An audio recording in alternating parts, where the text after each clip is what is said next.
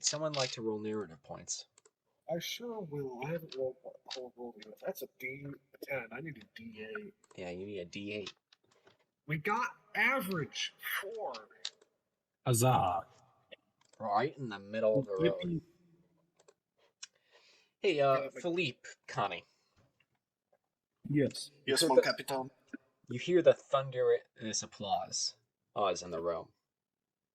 Lights are flashing around you as you're standing on the podium. And the Federation under Deputy Prime Minister has just pinned both of your Heroes of the Federation awards on your chests, the highest medal in the Federation military. Damn, that's a cold open if I ever heard. That is one hell of a cold open. I am assuming the second. Goodbye. Keep going. He has died. But I assume the second Philippe or the squad gets back to base, Philippe sends Connie to the bases. What the hell? Barber. Barber, and gets him cleaned up. Yeah, warm meal. Then, as the senior private was having a warm meal, the barber would ambush them essentially. So yeah, you have a fresh haircut for this cold open. No worries. What cut did you force him to get? Probably the Federation regulation one. Yeah, Federation regulations are fairly generous. However, mullet is that's too far. Yeah. So they probably just lopped off the mullet, really. For the most part, and like you got like half an inch off most everywhere else. Yeah. I'm guessing I got like the co cut. Honestly, yeah, probably. Like it'll grow out again. Yeah. Philippe is surprisingly relaxed in this environment, or at least he's putting on that, air of a man who's relaxed. He's smiling. He shakes the hand. He salutes who he needs to salute, waves at who he needs to wave. He keeps an eye on the, I guess now, Lance Corporal, a hero of the Federation, just to make sure that he's not at risk of being swarmed or saying something impolitic. Oh yeah, no. Connie is very, very tense and uncomfortable in this situation. He is not used to the life of a star. You're the hero of the hour. However, unfortunately, you two have actually had a lot of time to prepare for this moment because the front has been mostly pretty quiet. They sit in their holes, you sit in yours, you trade some shells and a couple shots, and that's about it so far. all hot on the Western Front. The Zaku got sent back for testing to get it to Jaburo to see what makes it tick. Oh, we didn't even have any time to mess around with it a little bit. No, they would have taken that immediately. You don't understand. Federation doesn't have any mobile suits. They need to figure out how these things work as fast as possible.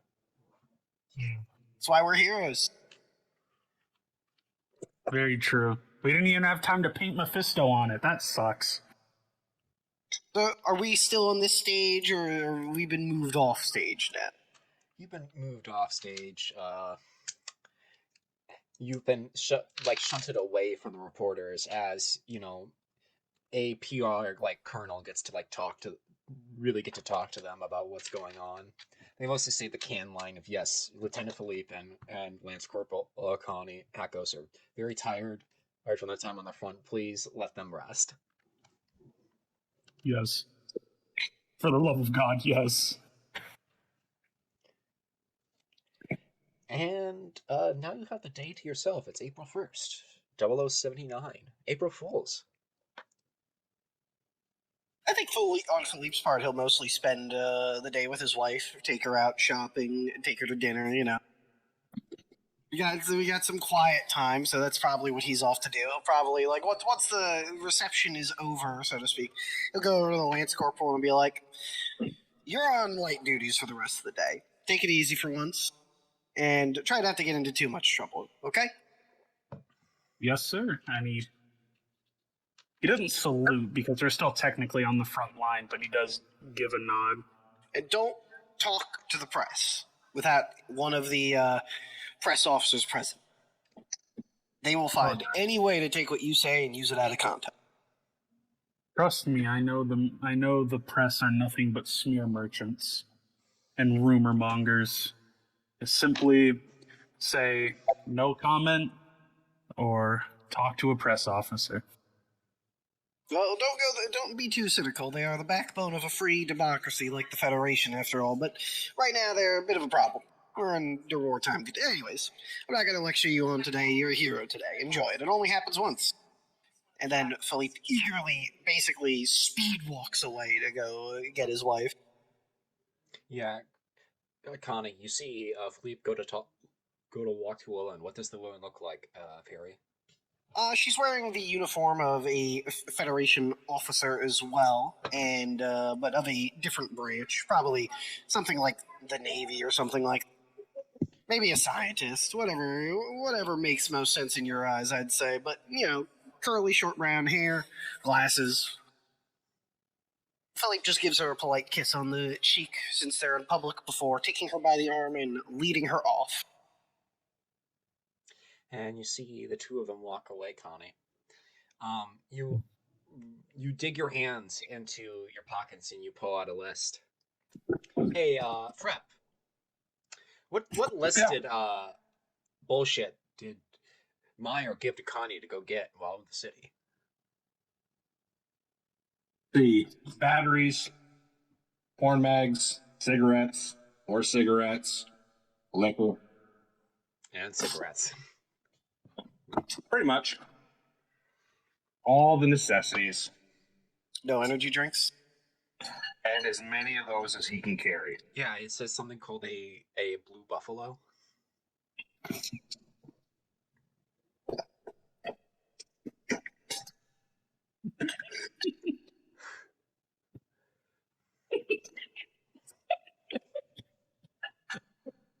What's so funny? BC, Texas is all I could think of looking at fucking Corporal Myers' shopping list. 500 cigarettes. Yes. All right. Yes, exactly. So, I'll leave. yeah, Connie's gonna take an exasperated look at this extensive list of 500 cigarettes, and he's gonna try and track. You pull, and there's a little note addendum on it that says 6 pairs of socks, and that's Rekko's ask.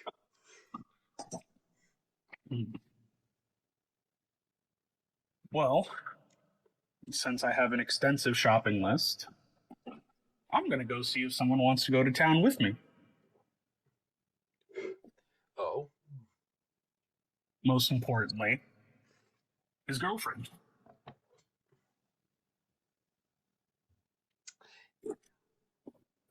okay then. You find your girlfriend. What does she look like? What does this Lance Corporal look like?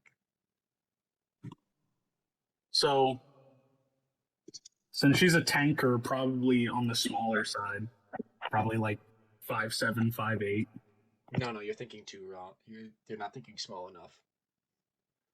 5'3". That's 5'3". All right, we'll go with that. You want a person as small as possible. That is very true, especially these Federation tanks.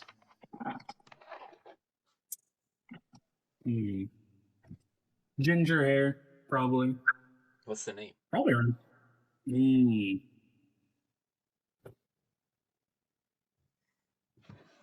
Maria Sue.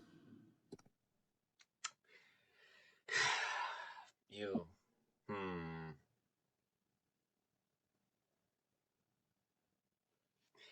That name. It hurts me. Why? It's literally Mary Sue. Okay, fine. I'll come up with something better. Celestine Nicola. Okay, so Sally. So you find Sally. They're also at the ceremony, as per your request. Good. I'm just gonna ask if she wants to pull out the very, very long shopping list of 500 cigarettes, and ask if she wants to go with me to town because he's gonna be there for a while. She says, of course, Johnny. And you two walk off. Hey, Soul, Yeah, you're sitting in your hole. I sure am. You're observing the line. How the Zeke's in the opposite trench line. You're starting to notice more of them. Over the course of the day. Yeah, that's not great. That said, it was to be expected that they just keep coming. No, like, the amount of Zeke per front has been increasing recently. Yeah. You haven't seen a lot of action since the raid. Mostly a pop shot here and there.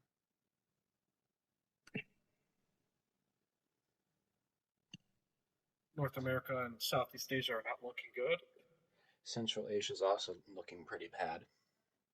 I don't think anywhere's looking good. Defeatism.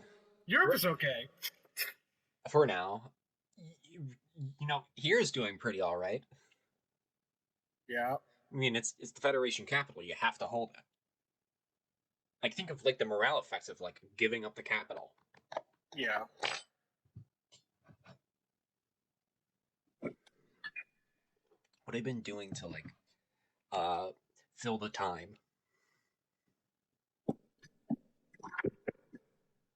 Oh, also, speaking of filling the time, everyone, I'd like you to regain D3 mind health, because it has been 2 weeks since the last episode. Philippe remains unbothered. Lovely. Perfect. Do I gain back into my body, by the way, or no? How much body did you lose? I'm still at 2 out of 6. I'm at 4 out of 6. Philippe, you may regain 1. Saul, you may regain 3. Okay. Damn, that fucking APC's comfy, brother. What's your secret? Drugs. Las Drugas. And the medic is literally right next to me. So, Please say that for the recording, for posterity. Okay. Mine fully recovers mind health. Philippe has also recovered his mind health fully. I have also recovered my I'm 1 point off of fully recovered mind health. Everyone's feeling a lot better since things have been so quiet recently. Well, things aren't going great on Earth. I do have a mild question. How are things on Luna in space? Luna has basically been static since the Antarctic Treaty, because forces aren't supposed to move from where they currently are, as per the treaty. But you do occasionally hear every now and then about, like, partisan action on each side. It's portion of the moon. So us from Von Braun and Zeon from Granada. There's really no action on the moon. Well, there is action. However, there is no regular forces on regular forces. It's not a peer-to-peer conflict. Interesting. What happens on the moon is some very disgruntled people steal some rifles from the regular military occupying whatever city it is, and they go to shoot up a local officer, or plant an IED. I'm certain no one's accidentally forgetting the keys to the armory where they can be found easily by disgruntled citizens. Precisely, or the collaborators working both sides, that sort of thing. There's a war going on there, but it's very different from the war you're currently fighting. You're having here. Yeah, that war is a dirty, unclean war. This is a good, clean, gentlemanly war, where we kill each other face to face. Kind of sitting and kind of going over everything. He's mulling it over in his head, wondering. At this point, he's just kind of, despite kind of unconscious to his optimism, he's kind of wondering at this point. Okay, how long until I get messages about my family members being dead, because he's been hearing about what's been happening to HICOM and other COs throughout the fields. And if North America was hit that hard, that's a lot of his family right there. You actually have gotten some news in regards to that. So, Oh, your older brother and one of your cousins have been confirmed as POWs. okay. Well, that's better than dead. It's better than dead. Actually, since Grandpa, like his grandparents and his parents, are all a bit higher up though, so not looking forward to that. But he'll take POW for them. That's not bad. has Connie got any letters back? Who did you send out letters to? His father and his mother/sister, who live inside 3, which is, he's probably not expecting a letter back from them, but more so his father. Actually, there is a line of communication between Zeon citizens and Federation citizens. And it's very simple. It's called, the Red Cross. Because letters and care packages are legally allowed to cross one side of the line to the other. That takes more time, though. Yeah. You have heard back from your father. Where does your father live? Side 2. I haven't figured out which colony yet, though. Yeah, so he's from on the side 2, and he's sent you back a letter. However, the address you gave it to was not side 2, because he's currently a refugee on side 6. He's doing all right. As all right as you can be in these sorts of circumstances. And he's very happy that you're not dead, and that you're doing well for yourself. Well, that is good, but that does leave the fact of other family members who live in other parts of Side 2 and not the same colony. I don't think he had any family members on Ifish, luckily. But that probably does lead to some...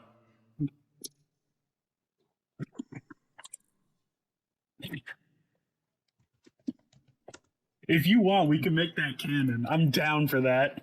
Sure, go ahead. No, shut. Hell yeah, baby! No, shut your mouths. Hey, Corporal Meyer. You're sitting in your hole next to the Regina team. And you just see, you do occasionally see the pop shot hit the sandbags over your heads every, a couple hours or so. But all you are really caring about is the incessant squeaking noise of Rekua, polishing her boots incessantly. I don't think they're planning on inviting any of the rest of us to any receptions. You could probably give up on polishing those damn things.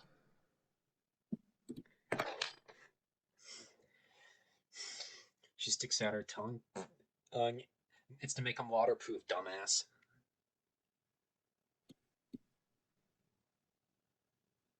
Meyer doesn't say anything. He just reaches over the side of the foxhole and lets the sand run through his fingers. Fair enough. Fuck you. You do realize that there's going to be torrential downpours in a month, right?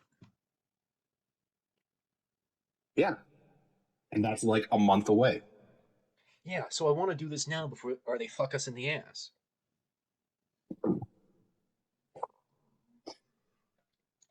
I'm not going to be caught without a fucking boot again. Oh, so that's how she got the half-foot name. You hear Connie just mutter that, Meyer? I'm not there. Yeah, I'm in town. Oh shit, you're right. We'll have to save story time for later. Myra will consider this for a minute, then look down at his feet. Yeah, you see your dusty yellow boots. The oiling is starting to come off. It's pretty high. I cut about 12 to 15 inches is from the bottom of your foot, but it is starting. You can see it's starting to like fray near the seams a little bit. You haven't conditioned them in a while.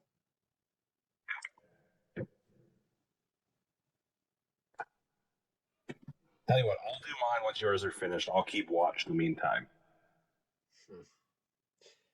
Sure And thing. with that, he'll like reach into his kit bag and grab his probably not actually issued to him binoculars and scan the horizon for a moment just to see if anything has changed since the last.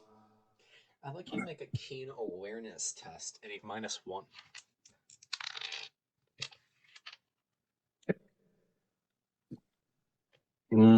Oh heavens no. Fails that by 3 degrees. Would you like a reroll? When the GM asks questions like that, I feel it behooves me that I probably should. Very well then. On the other hand, failing occasionally just happens. Let's live with my consequences of my poor rolls. Very well then. You see around, you see them in their holes. You're in your hole. I'd like you to roll me grit. Actually, yeah, grit and acrobatics, or poise and athletics, whichever you prefer. Let's go poise athletic. I'm slightly better at that. What is that roll? I would say 8. I rolled a 3. Oh, congratulations.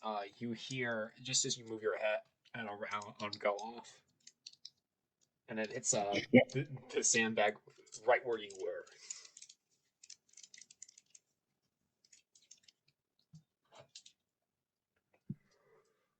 So I find myself wishing I had Connie here to start shooting back at these guys popping shots. I have much more faith in the You his do hear weapon.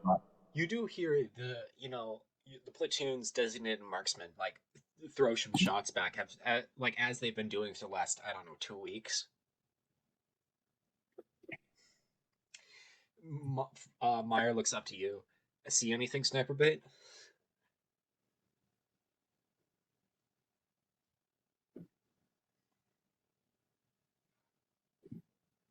Dust and muzzle flashes mostly.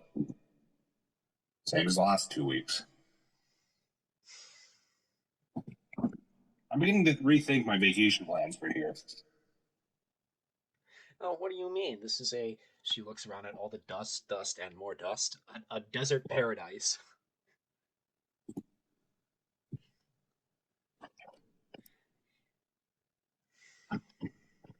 She's starting to smile. At least it's not cold. I'll take the stand over snow any day. You sure?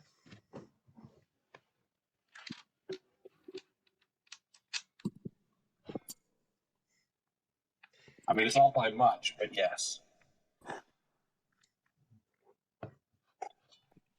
Yeah. You see the displeasured face on Halfwit's displeasured face grow, and then the scene cuts. Philippe, Abe, the scene cuts to you. You and your wife, Ive, are in a restaurant eating. It's a cafe, French style, of course. Of course. Just so I remember, what's your wife's name again, so I can write this down? Thought I had it written down, but I've been struggling to find it as well, so give me a moment. That's what I've been doing this entire time.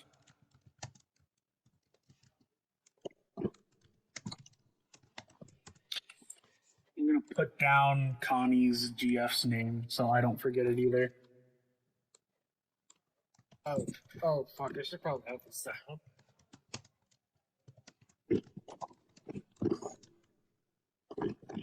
You know what?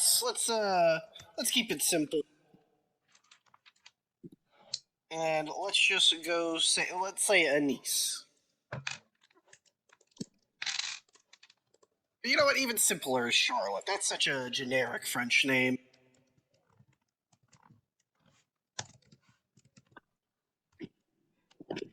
Very well then. So I've written down so we can all see what's going on. So you see Charlotte in front of you says, "So how are things out there?" Ah, it's shit. I see. Zaku's terrifying. They give a huge edge to the Zeeks. So, my platoon's already at 40% casualties, and it's only what, the first week since we've started fighting them. Charlotte looks a little concerned and says, "It's been 3 weeks actually." Ah, you're right. Silly me. You sure you're all right out there? Oh yes, it is what it is.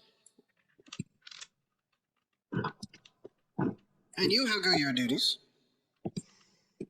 Says, "Mostly just training new recruits." So I have a feeling that's going to be something we'll be dealing with soon once they finally get the replenishments in. Or replacements, I suppose.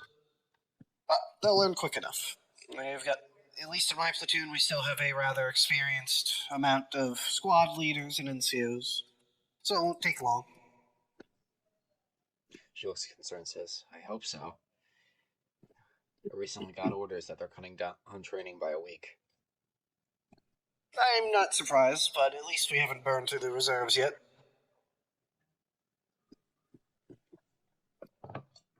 You're going to be able to keep them alive, right? I'll do my best, but it's bad out there. And I can't do much against a 120mm shell fired 30 times in 10 seconds. She frowns. But that's the luck of the draw. Hopefully that one we captured will start letting the eggheads get an advantage. We can only hope, dear. And once that breakthrough happens, well, Old Man Revel will use it to win the war. Of that I have no doubt. And Philippe looks he gives a confident smile as he takes another bite of his meat. Seems the war hasn't shaken your confidence at the very least. She starts to smile. It's what we were trained for. There's always, if it wasn't Zeon, it would have been some other foolishness. We're alive. A lot of the Earth can't say the same. I'll take it one day at a time. She brings up her cup. To victory on the Federation? To victory, the Federation, and a better future. You hit your cups together and the scene cuts. Connie. Yes. Walking about. This is the mean streets of Dakar. There's dust on your boots. And a shiny new medal on your chest. Well, there's always dust on his boots. We're in Senegal. The medal does. He feels good about it. Not. He feels good that he's contributed more to the fight than his position and Abnormally rank. large. Yes, abnormally large. But he does feel the responsibility of what he's done in other ways than accomplishment. You know, as you're walking along with Sally, a random kid walks up to you with an open beer and puts it in your hand, then says, "As death to the invaders," then walks away. He chuckles a bit, kind of half-heartedly, takes a swig and offers it to Sally. So, how are you faring against the Zakus? You probably have a better chance than we do, for the most part. Well, our prepared positions are pretty good, but it's just we can't match our power. That's true. Like, pound for pound, my old gal, I just can't keep up.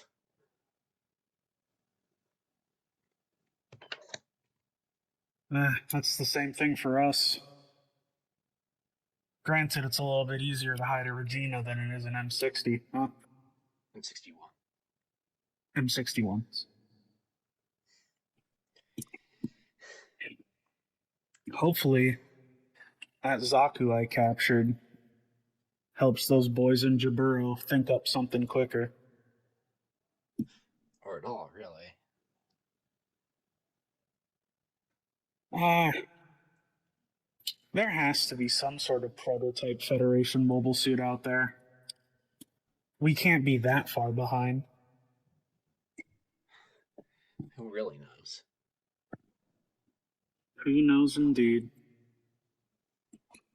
Is there a bookstore somewhere nearby? Sure, there is. You find one. Oh. Well, he turns to Sally.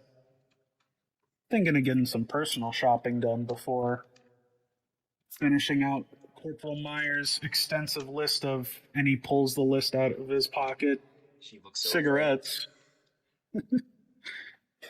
She looks over your shoulder into the west and says, she looks at you with a raised eyebrow. So, cigarettes. Oh, As the camera pans down to the big thing that says porn mags.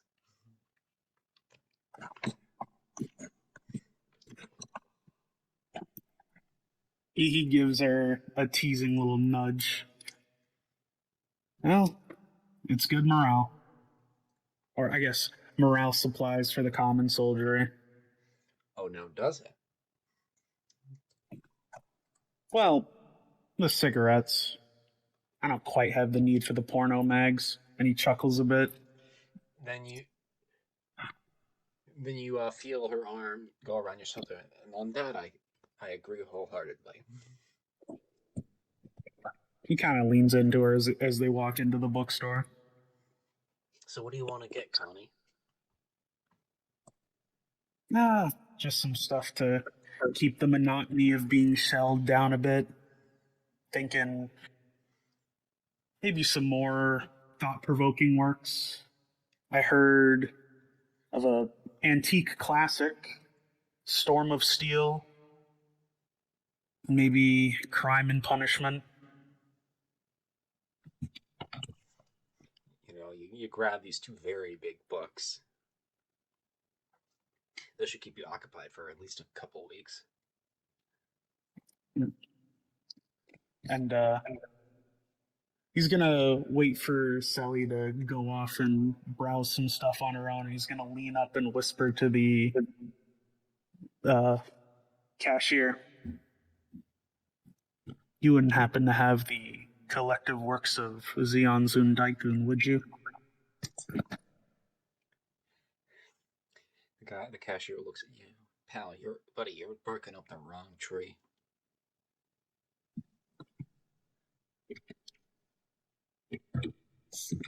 Does he mean that as like a warning to me, or does he mean he literally does not have it? Yeah, both.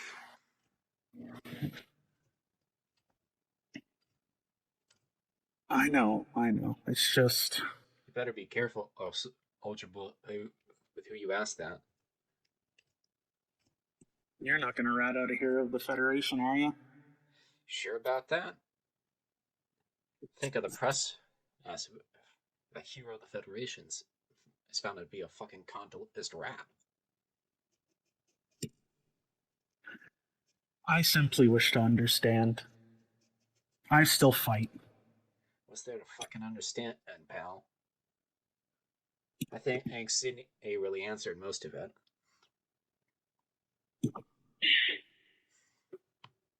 And was Zeon Daikun in charge of the Principality when Sydney was dropped, when Ifish was dropped?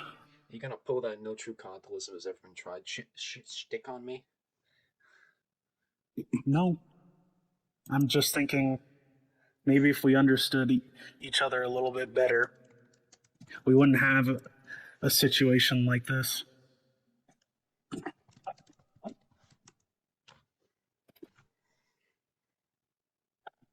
And with that, Connie's gonna put the money that he paid for the books plus an extra 50 just to keep him quiet. He's gonna shout over, "You find anything you want, Sally?" She comes over with a couple new books on cars. I think I got something good. And he pays for those too. The two of you leave.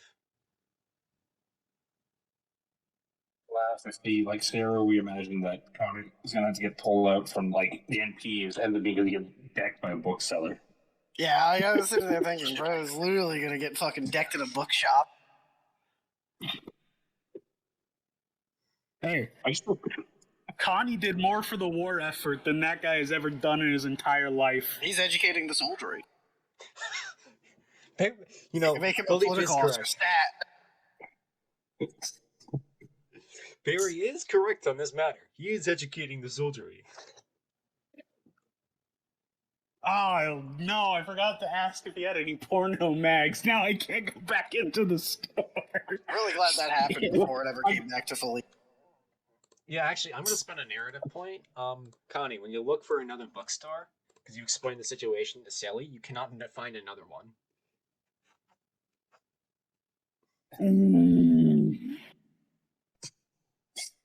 When you go to a grocery store to get the socks, the best you can do is like some random magazine with like a celebrity and like a swimsuit. That's the best you could do. Well, even with the promotion, Corporal Meyer still outranks me. He goes back into the bookstore, with a walk of shame, and he looks for porno mags. You find some. I'm assuming the clerk is glaring daggers at him. No, he's glaring daggers at you as you went to a different cashier.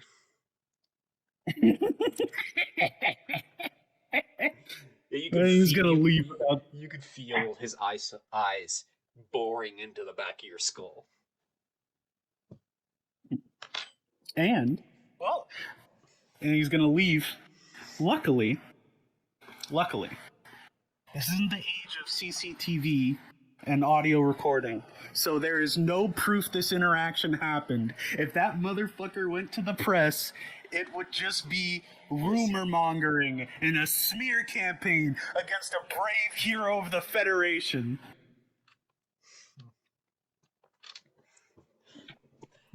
Yes, the time before the internet and the security state. Yep. You know, the sun set and, you know, the sun rises. It's now April 2nd. Hey, Rep, Hero Boy and Jackoff have gotten back. Huzzah!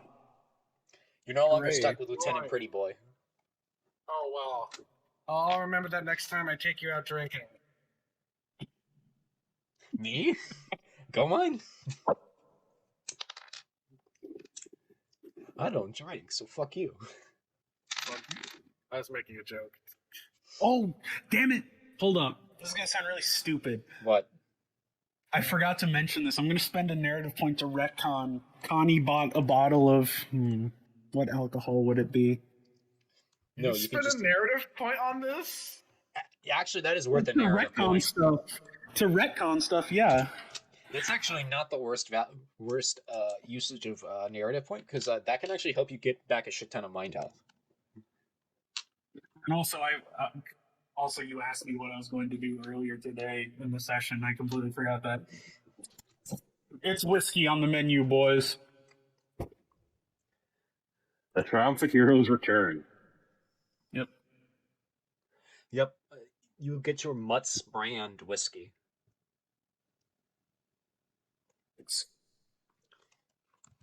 It's already down to... It's not down to half, but it's a little bit past the neck because Connie and Sally decided to enjoy some on the way back. Yeah, the thing is, like, you don't want to waste it all, because, like, you don't know how long it's gonna be until the next time you get a chance to drink. Oh yeah, no, he's not gonna drink a significant amount. It's just they shared some before they had to go back to their own duties. Yep, so Meyer, you see Philippe and Connie come back on a Lakota, and they hop off. And the Lakota drives away. So you're here to greet them. Welcome back. Nice to see you guys enjoyed your leave while we all gladly stayed here. Yes, it was a wonderful time, but truth be told, I'm glad to be back. Well, at least you had your mess up. So a truck passes you by, and it's a troop carrier. About 10 and like 19 to 27-year-olds jump right out. Ah, and there's the replenishments. Okay. They look, Evening, boys. so you've been out here for a while. They look remarkably clean.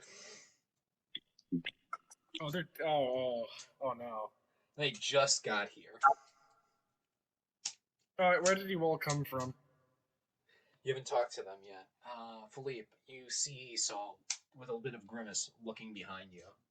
You turn around to see the fucking new guys. Our replacements. Wonderful. Look at the uniforms. Well, I'm not surprised. They just got out of training. I heard groans audibly at this. Philippe, Yes. they just got out of training. They don't look like they finished training. Oh, no, they definitely did. The next wave of reinforcements the Army will be getting from this point on, however, will not. I received word they're cutting it down to a week. I'm No, sorry? bye week. By a week. Oh,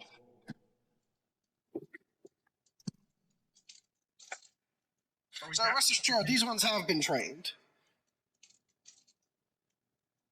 Great. Suppose we'll just have to figure out how to assign them without disrupting the platoon too much. So it'll take some time for them to learn. Philippe, I'm supposed to be the optimistic one. I'm not optimistic. I just trust that our superiors and those who came before us trained them properly, and now it's our duty to make sure they stay alive. That's being optimistic.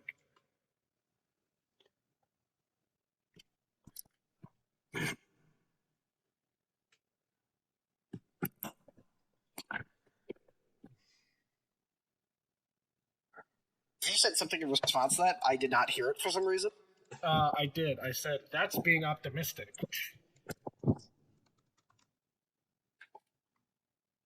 Philippe shrugs and just goes, I agree to disagree. I suppose we should have a meeting over how to reorganize the platoon now that they're here.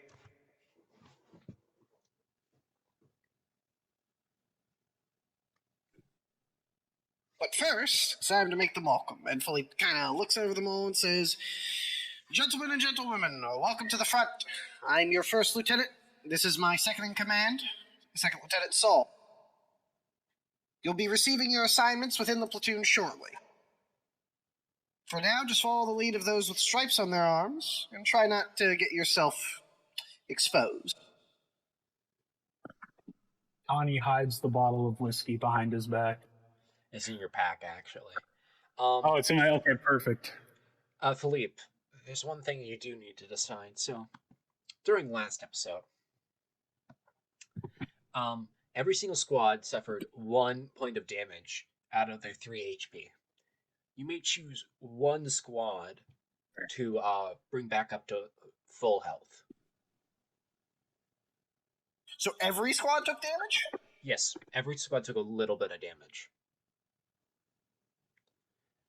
What do you think, Saul? I guess if they can hold a gun and shoot it, and not kill themselves.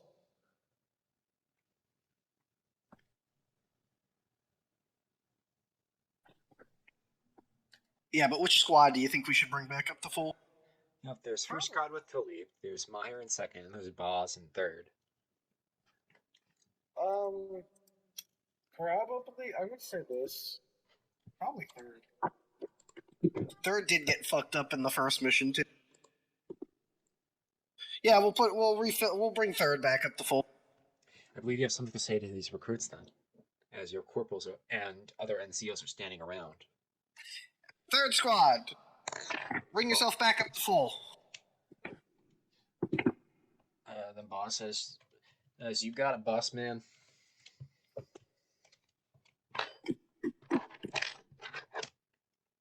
Sit, and boss yells out, "Over here, Trickle Fox." He starts walking off as the new guy eyes. He grabs like 6 out of the 10 new guys. You 2 to 2, you 2 to 1.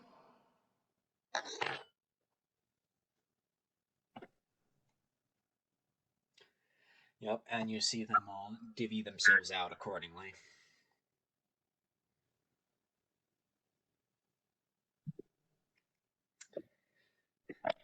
You'll go back to your holes. So you're working on your APC, as you so often do. And you see this, you could almost mistake, your eyes might be lying to you, but your first gut reaction is like, that's a 17-year-old. Just sort of like looking at your machine, like inspecting it, like crouching down to like get a look underneath the suspension.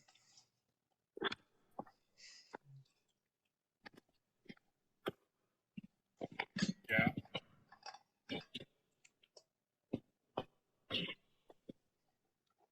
Got anything to say? Not much. You know, as you're walking up to your APC to, do your work on it, the guy literally jumps in fright as you walk past him. Just me, second lieutenant. Don't piss yourself. Oh, then he immediately tries to snap a salute. Don't. You're gonna hit your head. I'm not like Philippe. I'm more casual. No, there's the other problem. Hey, would you like to explain the other problem that just happened right there? The fact that he saluted at the front. Yes. Please explain to Kathy why You're about that's to a get problem. shot in like 3 seconds. Yes, Saul, you've just been turned into sniper bait because of that. That's why you don't salute. I know. He's being nice about it, and then he turns back and looks at him. Is he still saluting? He stopped and he just looks kind of skittish. All right. Keep it. I put my hand on his shoulder. Now, if you do that again, I can't stop you from getting disciplined. Because, hey, you don't do that out here because it also puts a target on my head. There are snipers out here. Pretty damn good ones. You know what happened not too long ago? No, sir. We had a man and a capola getting ready to take command of the APC for an operation.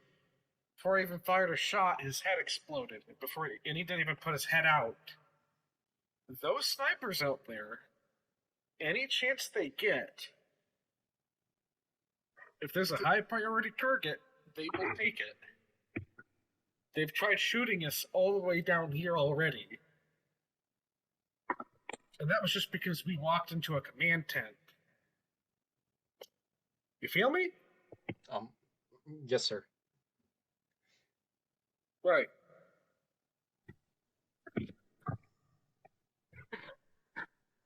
Now, he looks at his handiwork. How well was he doing maintenance-wise? You've been having troubles getting the right oils. Supplies are, it's hard to get new stuff in. There's lots of stockpiles of stuff, but like some stuff is needing to be rationed at this point. There's also the problem of you're running out of coolant for the engine. It's getting too hot. Got it.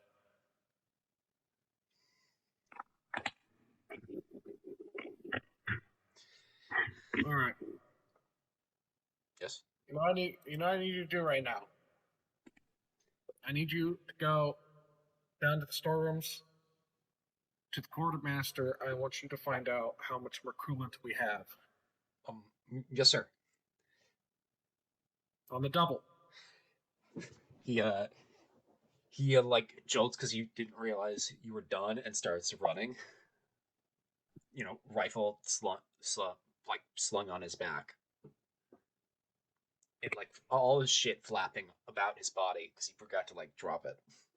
Oh, God damn it. Shakes his head. All right. Oh, okay, that's not good. Meyer.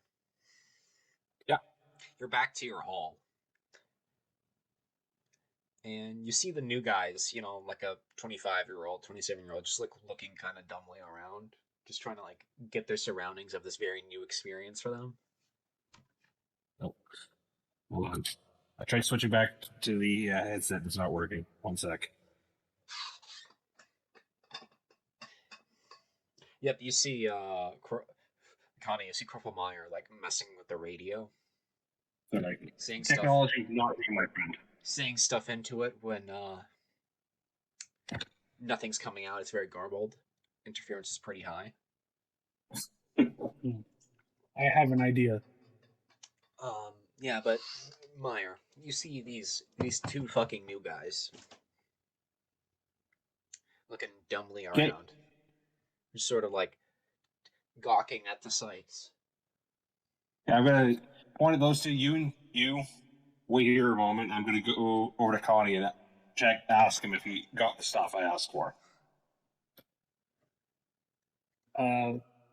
Yeah, Connie starts rifling around in his kit bag, and you notice Connie usually doesn't wear his BDUs, or his BDU top at least. But this time he's wearing it, and his collar's popped up. Ah. Oh yeah, he goes digging around. Here's your Segs bus. Here's the porno mags. And here's something special for those who remain. And he pulls out the bottle of whiskey. Now, I don't know if you're particular about an unopened bottle of whiskey or not, but Sally and I decided to share some before we got back on base. You just hear That- a scream. Who the fuck is Silly? Remember At that this girl in point- the tankers I told you about? You mean the one that doesn't exist? At this, Meyer's going to reach down and like grab at Connie's collar because I think I can suspect why he's wearing his collar flipped up. His face goes immediately beet red, and it ain't because of the heat. And his neck is just covered in hickeys. Never been so proud of you before, Connie. And then with that, Meyer's going to grab two like cartons of cigarettes, point at the two FNGs, and say, "Follow me." And he's going to just stomp off towards first squad because I plan to trade out these new guys because I don't really want any newbies in my section, and I know first got fucked up. So I'm going to go and see if I can bribe and make it someone else's problem to deal with the new guys. Okay, then. So you start walking along with these guys as they follow you, and you get to Philippe's part of the trench, and you see him messing with a new radio model you haven't seen before. Philippe, you're looking over their new improved Minovsky a resistant radio set. You only have one of these, and it's specifically for you. Ah, Corporal, you're just in time. These new radios, they don't like your current radio sets on each squad aren't like when interference gets really really bad, they can't talk to each other, and they can't receive a lot. But what this one can do is this one can send like a message like at least a mile back under like combat conditions. That seems very handy. Yeah, and Philippe basically gives that rundown and introduction to the radio to the corporal as he arrives. Okay, then. So, Philippe gestures to the radio, and I believe he has something to say. Basically, Philippe explains exactly what that was. And here I wanted you to act it out. Oh, look, I'm sorry, boss. I'm not repeating the exact same thing you just told me. No, that's also really We're funny. good under Minovsky interference. That's all you need to know, pal. Hold on. Minovsky interference. Let's see. What's Lava's fucking academics? 1? Yeah, not a fucking clue. New radio's cool. Essentially, it'll stop interference from the Zaku's reactors. You see, the reactors throw up these invisible particles called Minovsky particles, named after Dr. Minovsky, a Ukrainian scientist, I believe, who went to this. Well, I don't actually know how he ended up in space. I suppose it's a little besides the point. Anyways, he was the one who discovered the miniaturization of the fusion reactor and the specific version of the fusion reactor we use now. So they're named Minovsky particles. As the explanation goes on, Meyer's eyes kind of glaze over, and he looks around. He's trying to spot who's the corporal in charge of first section. Eve, Corporal Eve.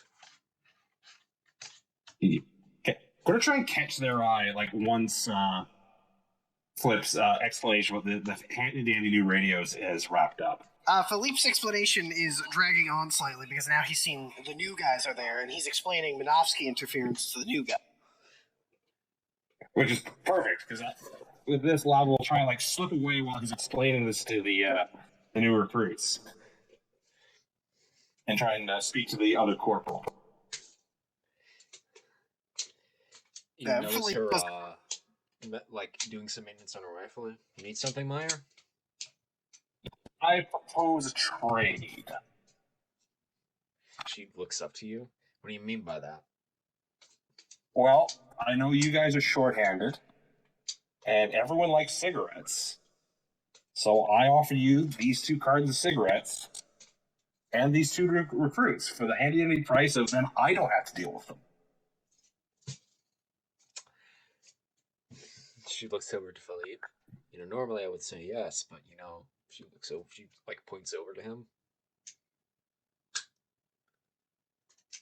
You know as well as I do. I don't get to make decisions like that. Shit. Is there a problem, corporals? And Philippe finishes his little science lecture to the 2 privates. He's demonstrating how the radio works to them in case, either of them end up having the aptitude for utilizing it. And he's kind of looked over now, looking a little bit like a science teacher hunched over a project. Eve just says, only this piece of shit rifle, but you already knew that, sir. Fair enough. I will try and hide the cigarettes behind his back and turn to the lieutenant. So just wondering if first could use more of their replacements than second. They're a little more short-handed than us. Meaning you don't want to deal with the new recruits in your squad, correct? They can all hear this conversation. 100% that is definitely it. But Lara will respond with, I am concerned about integrating them into our squad without reducing efficiency. That makes sense. Consider it done. You too. You're now a part of our squad. Congratulations. Yay! Well, he was not expecting this. He was expecting to have to give the runaround. I have a long face. At the end of the day, you made a reasonable point. If you think cost efficiency, then I trust you as squad leader to know what your squad needs. First squad has a perfect command of the personnel on hand, so we can better see training and recruiting and getting ready. So it makes sense. I feel like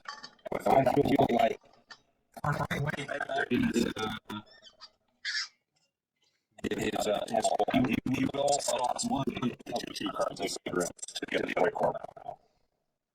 She catches it.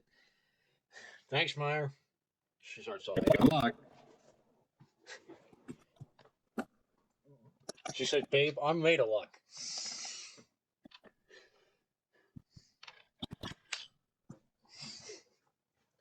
And Meyer walks away.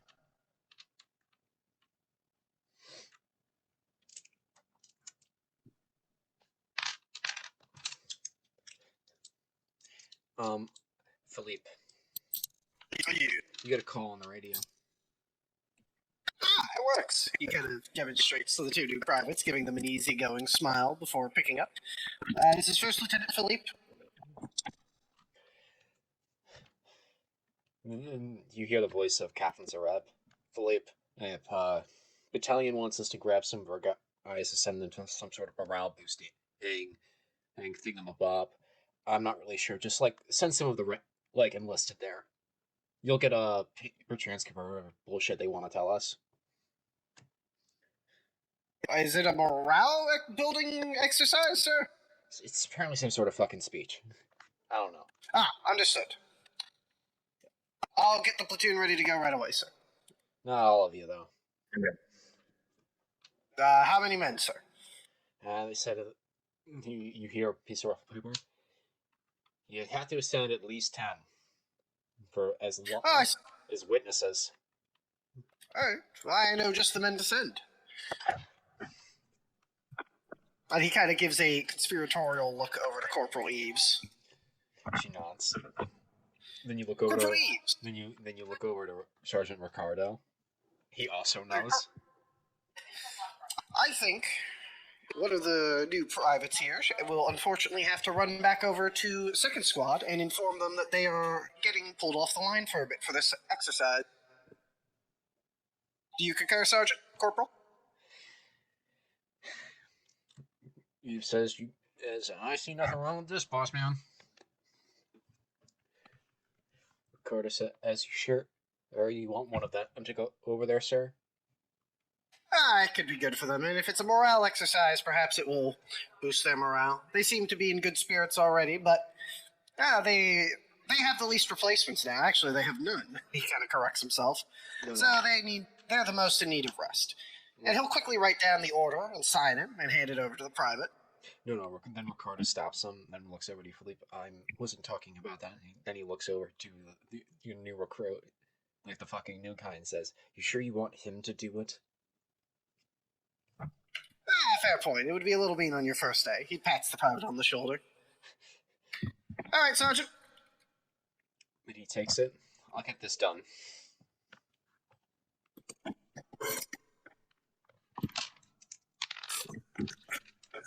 Oh, Philippe, you rat bastard. One moment. Oh. Lucky Ricardo, I guess. You rolled? Make him not fuck up? No, it's actually for the snipers. Oh, okay. Yeah, that's why Philippe agreed to send Ricardo instead, because he realized sending the new guy out to navigate is a little rough. It's kind of deadly. You're in a pretty... I honestly assumed it was just on day one you didn't want to send the new guys to go deal with Second Squad. That was the other aspect of it, but it was primarily the not wanting him to get his brains blown out. I mean, both are fair threats to them, I suppose.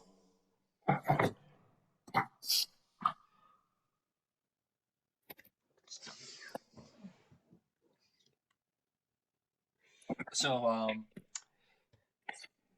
Meyer, you're back at your hall, and then you see someone new comments. It's Sergeant Ricardo. What's going through your mind right now, Meyer? As you know, Guy. Fuck, what now? He walks over to you and puts a hand on your shoulder, Meyer, and says, "Lucky you. Second, and it's being pulled off the line for something." Then you hear a loud noise hit the side of the trench, and you hear Reckonwood complain, "How come they get to go sit in real fucking chairs while we're stuck here?" Or you look over to Regina. "My ass is fucking killing me." something, something. And Connie pipes up, something, something sitting on an actual seat, something, something. And he smiles and gets up to the parapet, like, gets up to the firing step and tries to see where the shot came from. Connie, I'd like you to roll me keen in awareness. +1, because you're cracked. Alright, keen and awareness +1. Alright, my keen is 5, my awareness is 3, +1, so that's 9, and I got 7. 3 successes. So that is... You see, you catch the briefest glimpse of a man with an extra ornate collar tab. Like, there's an extra line in the wings. Like, you're not super the best at it, but more ornate means more important. Yes. I am going to pick up the good old boys, which now has a stenciled name, Boschbuster, written on it. And I am going to take the shot. I'd like you to What would you like me to roll? Tact and firearms at a -2. This man is running through a trench. At most, you'll see his neck and above for a brief glimpse every now and then. Hey, you could use an arrow point to cancel out that penalty. All right. Tact and firearms? Correct, at a -2. And -2, so that's... The threshold is 8. Result is 4. 5 degrees of success. You drop him. Oh, wait a minute. Would this be considered at long range? No. Oh, okay. Further than long range? Actually, no, shorter. Shorter? Okay. Well, either way, he's hit. 5 degrees of success.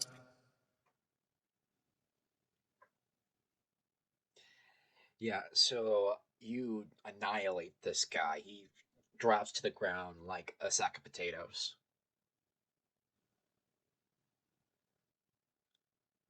Connie doesn't say anything. He just steps away from the rifle. Sniper's dead. It wasn't a sniper. You just killed a captain. Oh. Correction. Shooter's dead. I'm gonna have to piss you off. Nice enough. Normally I'm not a violent person. War makes monsters of men. And Rekoa looks over to you, Connie. Didn't you fucking volunteer, though? I volunteered before Zeon's invasion happened. I volunteered because I was born in a colony and I wanted to see more.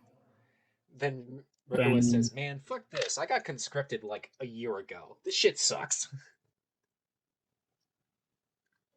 Well, where are you from, Rekoa? America. Where the fuck do you think? Fair enough. Things get pretty boring on a colony if you're an adventurous type. The same streets, the same parks, the same people. It's not a lot of wildlife around. Speaking of which, I think I see a Saharan toad a little bit ways down, and he grabs his notebook and a pen, licks the tip, and starts sketching while popping in his head in and out of the firing slit so he doesn't get his head blown off. Rika says, God, you're such a fucking nerd. It keeps the mind clear. I believe, Meyer, you have somewhere to be. Right. I'll gather up second squad. Try to hold down the fort while we're gone. Yeah, Rekoa says. Don't feel too bad. I got you something. And he'll sauce the carton of cigarettes he was going to use right before over to her. Yo! She starts lighting up. I can actually taste these. You're welcome. And so Meyer, second, and Connie walk off. Before Connie walks off, he takes a swig out of the bottle of whiskey.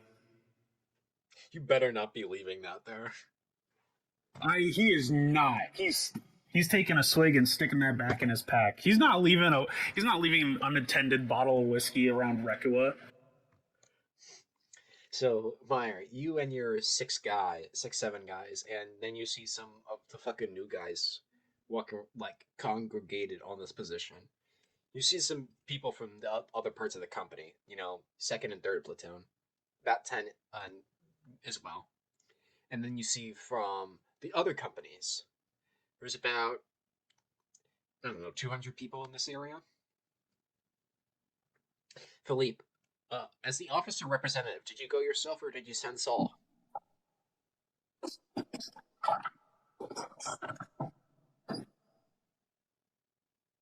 Great. Oh, Philippe, yeah. He said he'd BRB. Okay then, Saul. You're there as, you know, the officer to witness all of this. Yeah. And then you see a big projector screen and pop up with, you know, the general in charge of, you know, the special coastal army. Uh-huh. You know, General Devers. You know, your boss's boss's boss. Yeah. And he says, soldiers, sailors, and pilots of the Federation. In light of Zeon's accumulated buildup around Dakar, I thought it would be best to share a few words with you. We stand here at the very beating heart of our indivisible Federation, as those men from space invade, loot, pillage, and burn their way through Earth and space. Whatever nonsense those same men may say, they are nothing but bullies with overhyped toys, stomping over the ancient lands of Earth and its over 300 years of democratic tradition. Some of you may have lost heart with the loss of North America and much of Central Asia. But need I remind you, January we all thought space was lost and the Federation's cause was all for naught. But we are still fighting. Already, the rate of advance in the Zeon landing zone has begun to slow to a crawl as guns spring up behind every blade of grass. After all, as I'm sure you're all aware, there are no soldiers in Zeon. For every one on inside 3, there are 30 of us. So let them send their men, tanks, half-tracks, bombers, fighters, and mobile suits. Let them throw their tantrum. They'll break their bodies on like waves on rocks, because this is the Earth Federation, and we cannot lose. Then he yells out, "Death to the Zeon invaders."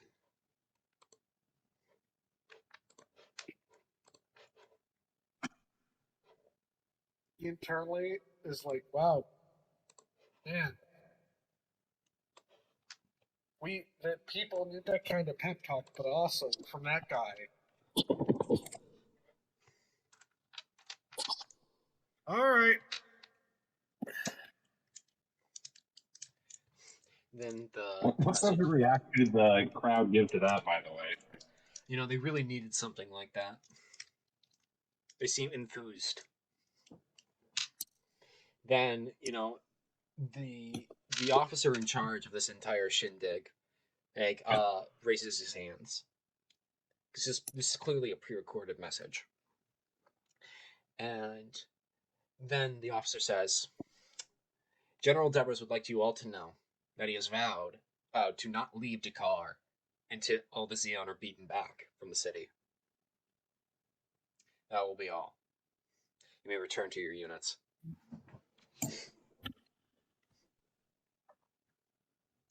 His mind. So I can't help but think. There's no soldiers in Zeon. That's clearly not the case, because otherwise we would not have lost North America. We would not have lost as much of Asia as we've already lost. we would not have lost almost all of First Company already within, what, the first few weeks.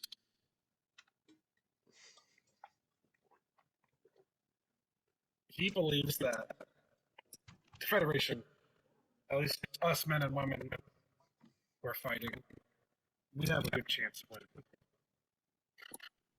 But just lying like that, even if it is to raise morale, Saul thinks it's a really good way to get people killed, and also sees it as almost an insult to all the people who have died. Meyer, what are you thinking? I mean, it's probably not the first bullshit speech you've ever heard. Yeah. I'll think of like, oh, our government's victory seems to be closer and closer to home all this time. It's, funny.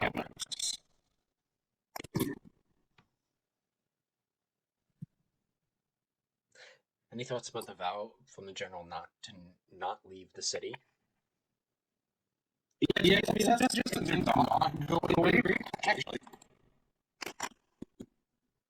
I wonder if you make use of Indians reserve bonus.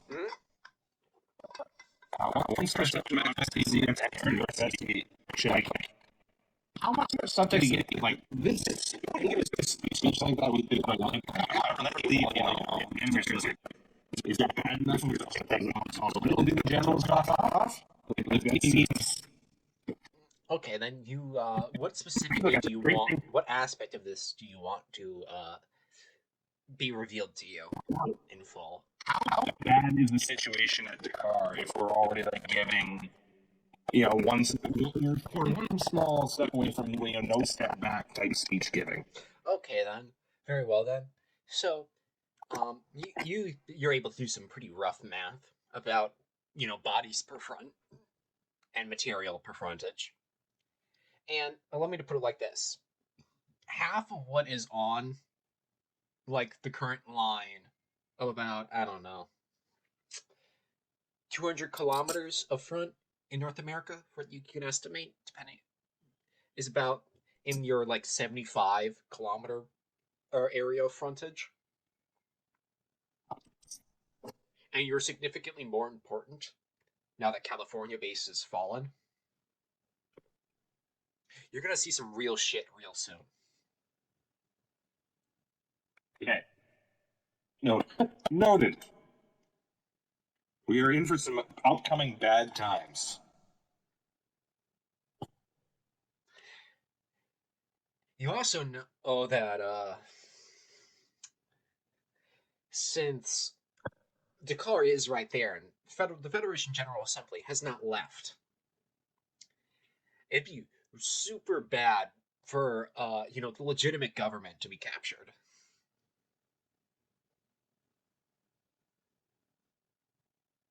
Connie, what are you thinking?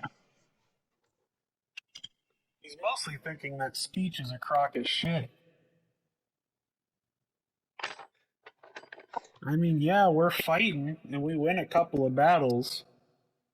And the general Zeke infantry is rather inexperienced in fighting in gravity, or I guess fighting in general, because there's not a lot of infantry combat taking place in space now, is there? They still have control over space, for the most part. They still have mobile suits, which by themselves aren't that scary, but in numbers and in combined arms operations are very, very deadly. And we don't really have a lot of tools to counter them.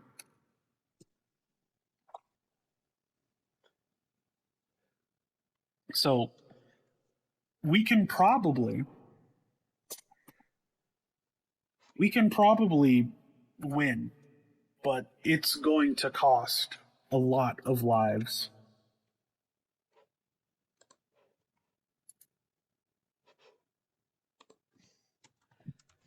Cynics, you're all so cynical.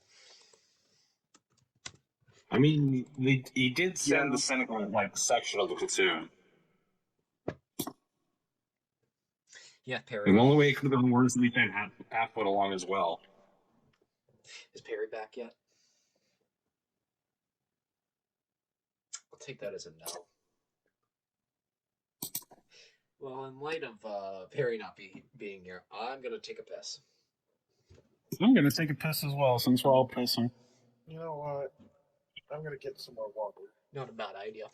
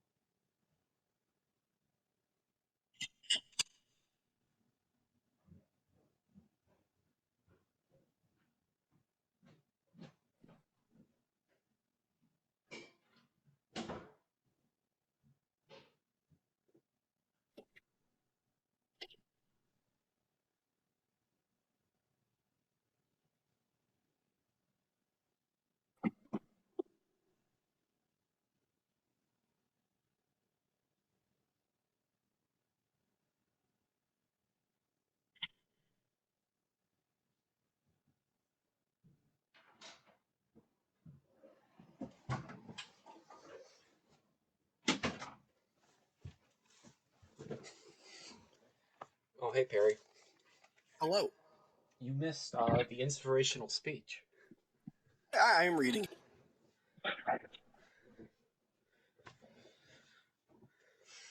It unfortunately failed to stir the hearts of your gang of cynics. Alas. Please save your reactions for everyone's pack to make this easier for Pancake to like clean up. That, yeah. How you liking the session so far? Hour and a half of just talking. I'm enjoying it.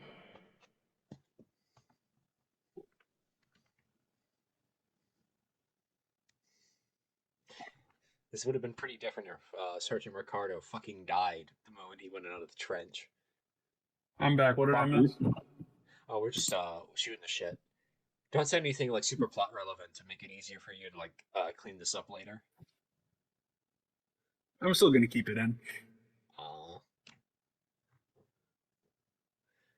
Well, I mean, you said you want to keep like the small talk sections in when editing. No, I want one. If you think they're funny, keep them in. But like, if it's like just like like a 5 minute spurt of like two people having a conversation because the other two are taking a piss, I don't want that.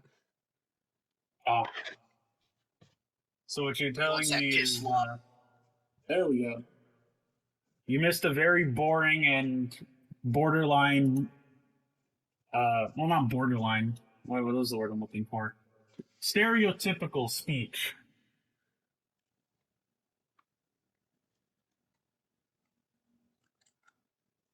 See, everyone got on Philippe's case for a speech, but Philippe just told it to them straight. We gotta fight these guys. They're gonna kill us if we don't. So just do your best. Well, you're a fighting man, so we can tolerate a speech from you.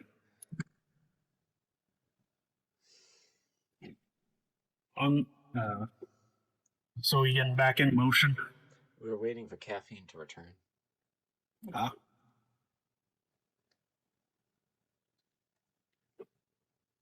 Can I do some small character stuff while we're waiting for caffeine?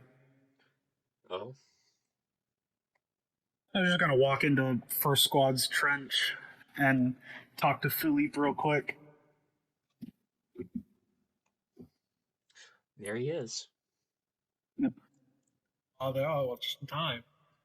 So, Connie, you've returned from the inspirational speech, along with Lieutenant and so and you see Philippe looking over a piece of paper about the speech. Little piece of paper. Philippe, you look up, and then you see Saul and Connie and Meyer.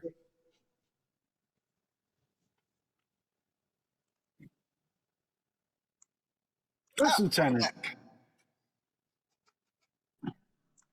forgot to give you a swig, and he produces the bottle of whiskey from his bag. Meyer, For a job well done. Meyer, what are you thinking in this very moment? What the fuck are we doing? Showing that off in front of the officers. I don't. Meyer's going to do his best. Like, he's probably standing no more than 2 feet from Connie to try and pretend like he's never encountered this man in his life and wants nothing to do with the situation. Philippe unperturbed holds, busts open one of like the little cabinets we've got in here and pulls out one of the crude little cups we have and holds it out. I thought we were in the bunker, not like in front of all the high officers.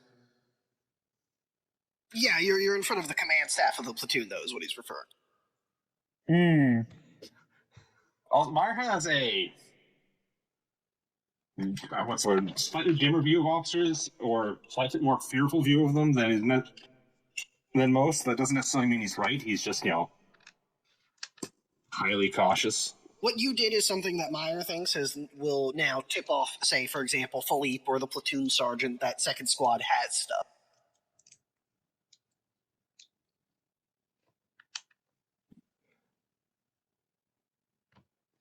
But yeah, so Philippe just holds out his cup. He pours him a glass. Philippe takes a sip from it and then passes it over to the second lieutenant. He goes, good stuff. Thank you, Lance Corporal. How was the speech? Same old, same old. It inspired some people.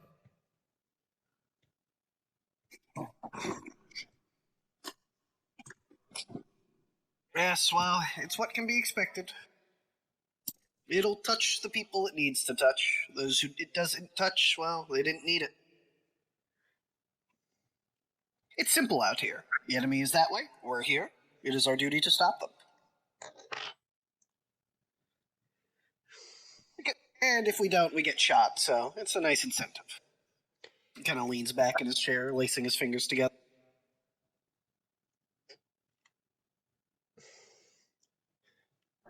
Then you hear Sergeant Ricardo say, "Out here, the real big questions of life have already been solved. There's the enemy, and then there's your friends." An apt way to summarize it, Sergeant. Yeah. Is there anything else your squad needs, Corporal, now that you've returned?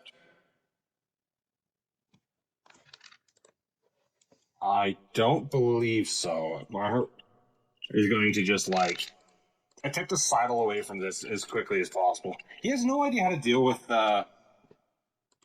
basically not getting in shit every time he deals with officers. So this has all been a novel experience to him, and he's not really sure how to take this. And, Corporal. Make sure your men are a little more discreet in the future, yes? He kind of nods over to Khan. He Understood. he looks down and hides his face. We wouldn't want the other squads thinking that there's a easy stockpile to raid. Now, would we?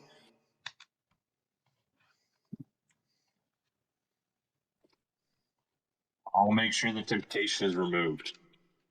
Very good, Corporal. Well, enjoy yourselves. Get back to your positions and stay safe. He kind of returns to his reading. Sir, yes, sir.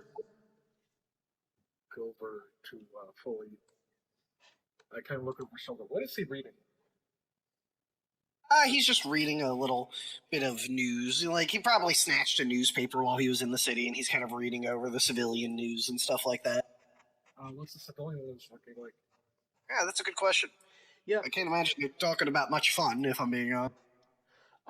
So it's Can talking. you sound really quiet to anyone else? Or Yeah. is it just me? No. Likewise. For posterity, could you please say that again, but a little louder?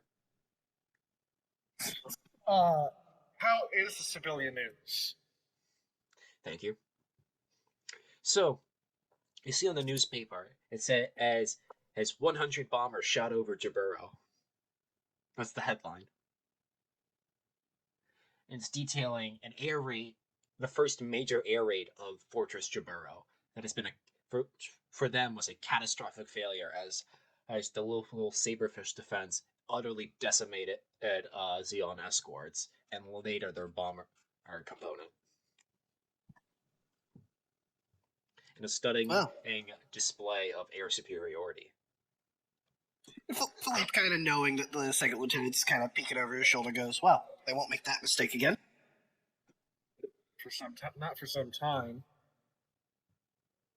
But that also tells them where the most heavily defended place on Earth is. Indeed. Jaburo is a fortress and one that won't crack easily. They've learned that now. They were hoping they could just sweep it up like the rest of Earth. I suspect they'll go into a holding pattern over there for now. An occasional bombing raid, artillery bombardment. Who knows when the next attack will be, but it won't be for a while. That's my bet.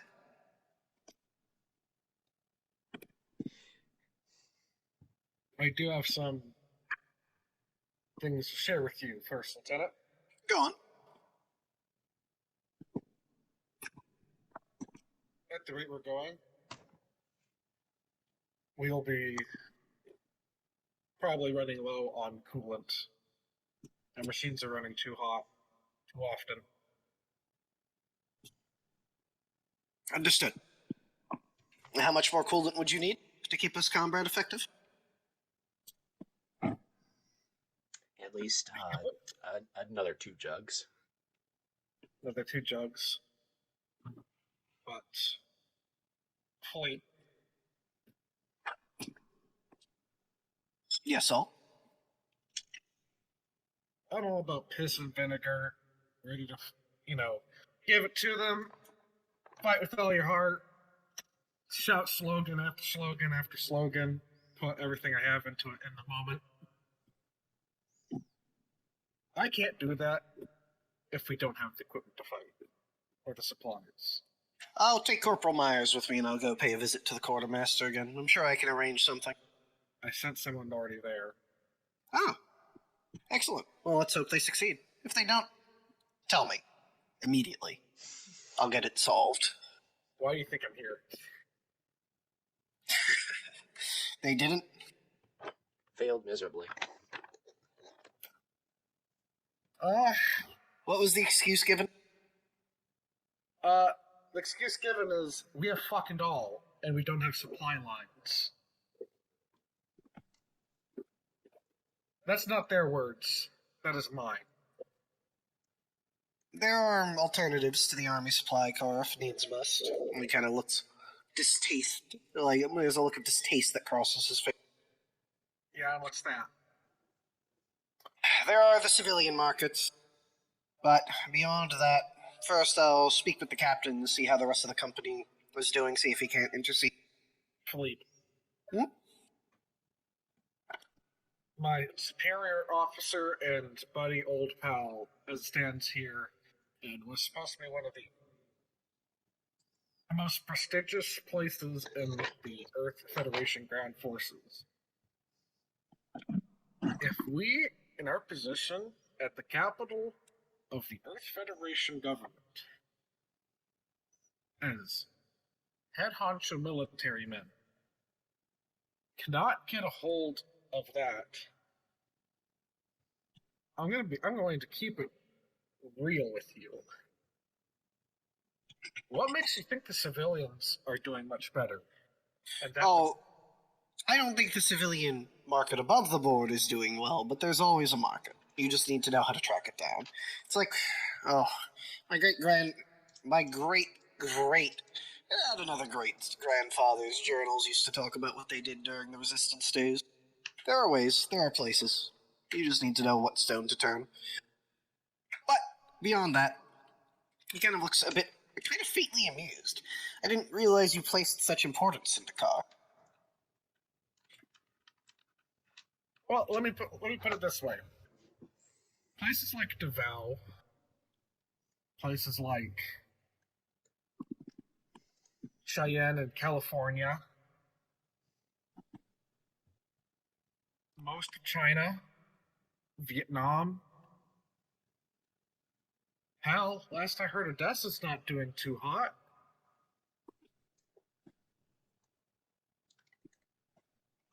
Look at me right now. You see his Between dusty uniform. Jabro. Between Jabro and right here, we are the second most fortified position on Earth, aside from Naval Command. And we are also the least prepared for an extended campaign. Yeah. Does that not make you think? Oh, I think plenty, but let me respond to your question for thinking with one of my own. Do you actually think the majority of the Federation government is here? Now you're asking me for my own personal opinion, sir. In your professional analysis, would the Federation government remain in the capital while it's become a front line? No. Precisely. Beyond that, we're just waiting for the old man to cut a few corners and snap the red tape, and soon enough we'll have an executive figure in charge that makes that all redundant for the duration of the crisis, at least. And once that happens, the government will fully transition to Jabaro. Here's the reality, my good friend. And Philippe kind of laces his fingers together and leans forward. This is all for show. We have to put up a good show here. We have to delay the Zeeks here, because this is the Federation's capital. But it's not where the power resides. We're not going to get much in the way of official supplies other than what we needed to hold. Eventually, those above us are going to order us to either break out or evacuate. Our job at the moment is to delay and stay alive. And give the Zeeks a black eye if we can. Oh. He looks almost frustrated. The first time I saw... Like, he was, like, mildly frustrated before. He looks actually kind of angry.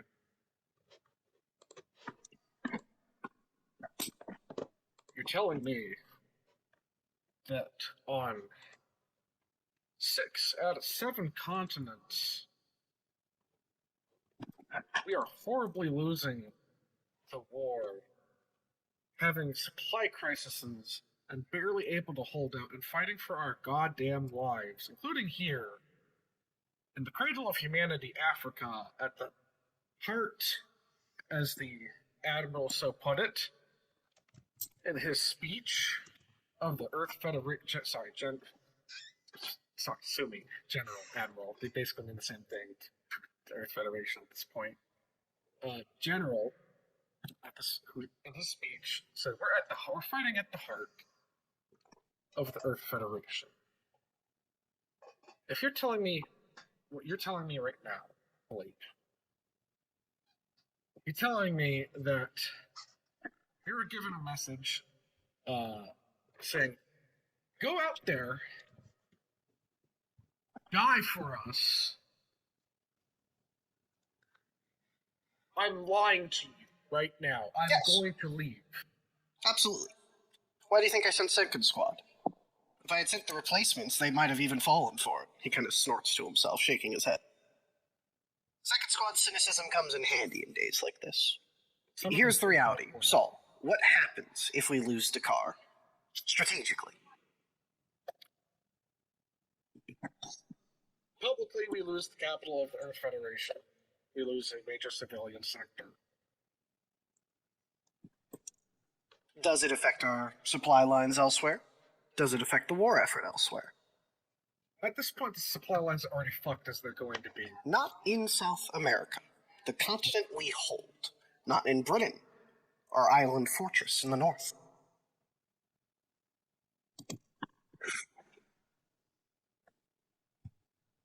We're holding where we need to hold, and we're losing where we can't afford to win. That's my read on the situation. At these expenses? They're horrible. But it is the worst war humanity has ever fought.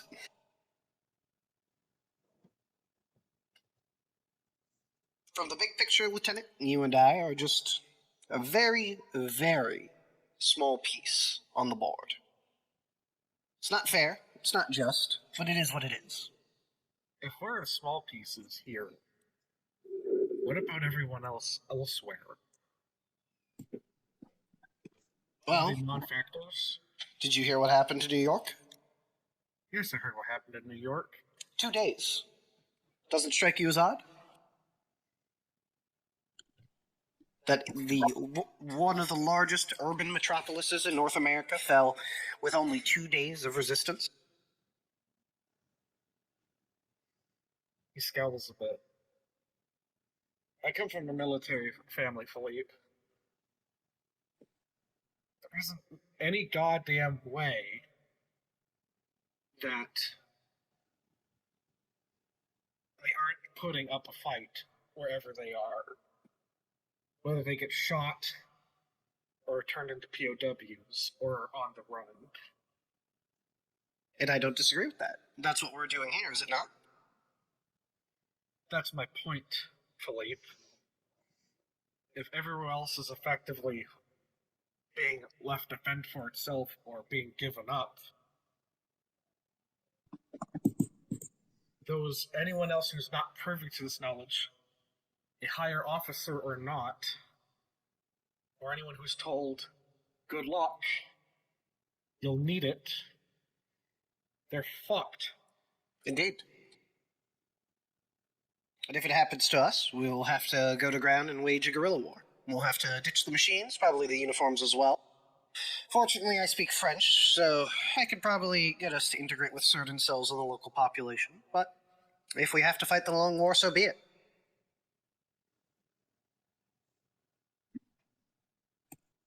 There is no alternative, Saul.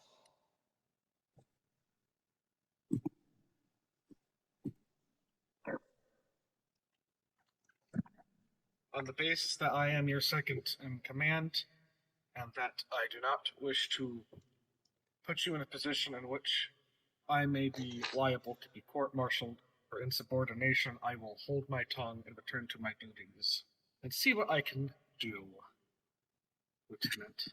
I'll look into the coolant myself now. You've done enough. He kind of gives a smile and a nod, rising to his feet. The fact is, I have no privileged information either. I'm guessing. Maybe I'm wrong, maybe I'm right. And he kind of takes off his hat, before, puts on his helmet instead, and kind of ducks out of the bunker.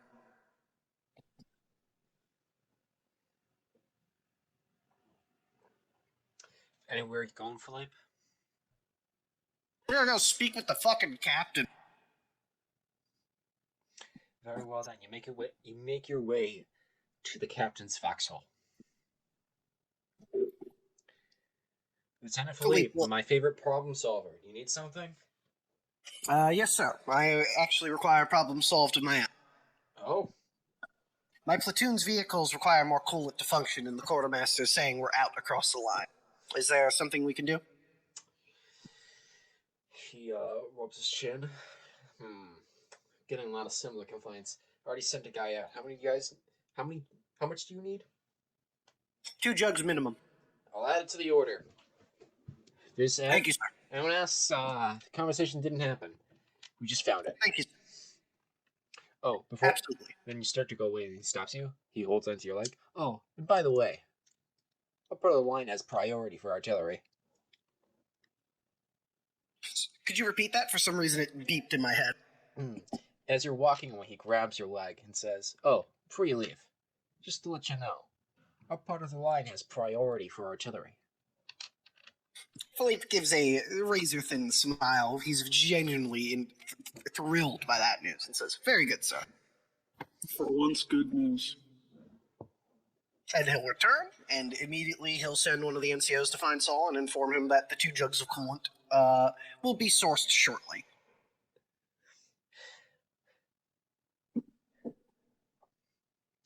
Okay then. So, sun sets, sun rises. It's April 3rd. Connie. You know, as you're scoping out the opposite line, there seems to be a lot more more Zeons here now. And you can hear the roar of the engines from the other I side of the line. I am immediately going to kick Corporal Meyer if he's close to me. Yeah, Meyer, you wake up. It's 8 a.m. Corporal Meyer, there appears to be a buildup of forces on the Xeon line. I think it'd be best to inform Philippe that we may have an attack coming. Take your word for it. Grab where my section's radio office and have him call it in. I'd like you to roll me operate Keen -3. I'm going to spend a narrative point to make that a -4. Operate Keen. So I need to roll 0. Let's see how this goes. Let's see if you can get that 2. Shockingly, I fail. Your radio is nothing but static. That's not a good sign. Do we have flare pistols in our bunker, right? Colored flares. Yeah, you do. Which one is to signal incoming enemy attack? I'm assuming red. It's yellow, actually. Yellow. Okay. Connie's gonna grab a flare pistol, Red crack it open. Red is actually position overrun. Oh. Yeah. Oh yeah. You fire that when you want the artillery to fire on your position. Yeah. Connie's gonna That'd be a glorious fuck up. By the way, yeah. Connie's gonna take a flare pistol, make sure he puts a yellow flare in, and keep it on him. Or keep it close to him, ready to just shoot it off the second he sees Zeke's going over the top. Philippe, you feel someone jolt you up from your sleep. You take a look at your watch. It's you still have another hour.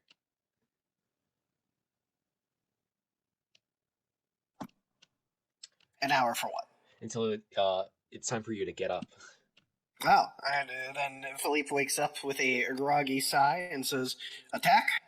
You see Ricardo says, "Looks like it." Oh, sound the alarm. I was thinking that was just a reflexive thing to wake up, gives the order to attack as soon as he's conscious. Yeah, that would be very in character. Very French of him. The Federation. I mean, Philippe's unironic opinion is the Federation lacks a lawn right now. So you're right. You're right.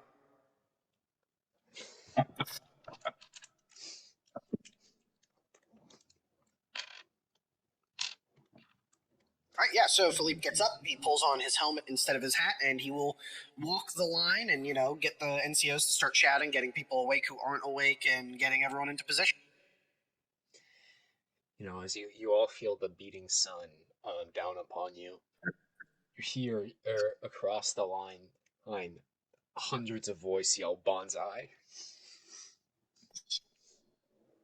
Connie's gonna shoot off that flare and take a shoulder his anti-tank rifle. Are there any vehicles, or is it just all infantry? Over the horizon, you see the half tracks start to come across into your line of sight as the Zeons exit their trenches and are making their way towards you. I'm gonna pop a shot off at one of those half tracks. Actually, which is about what Saul. You will not do that, Connie. Saul, what do you want to do? Okay. What I like to do? Am I near my APC at all? Yep, you've been waiting there. You got the word. The word. Good. Right. Let me pull up my V combat here. Oh boy, howdy! I sure do love looking at this. This is are these all within range? Yep, everyone's starting out at medium range. Medium. For there's roughly a 300-meter section of no man's land. Okay. I like not being sniped immediately. We're gonna start this out smart. There are 4 APCs there. And I'm assuming they're carrying people. No, No. they are not. Oh no. They are in support of the attack.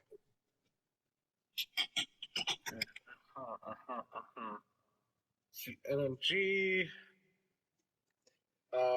What weapon are the ones that are 1-4? Oh, those are autocannons. Ew.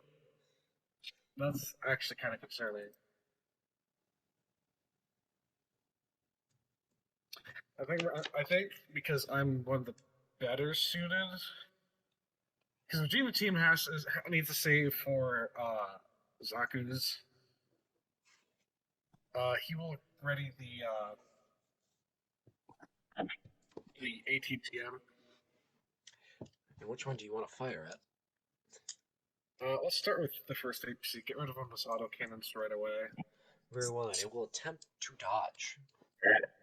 Well, it can try. We sure will see.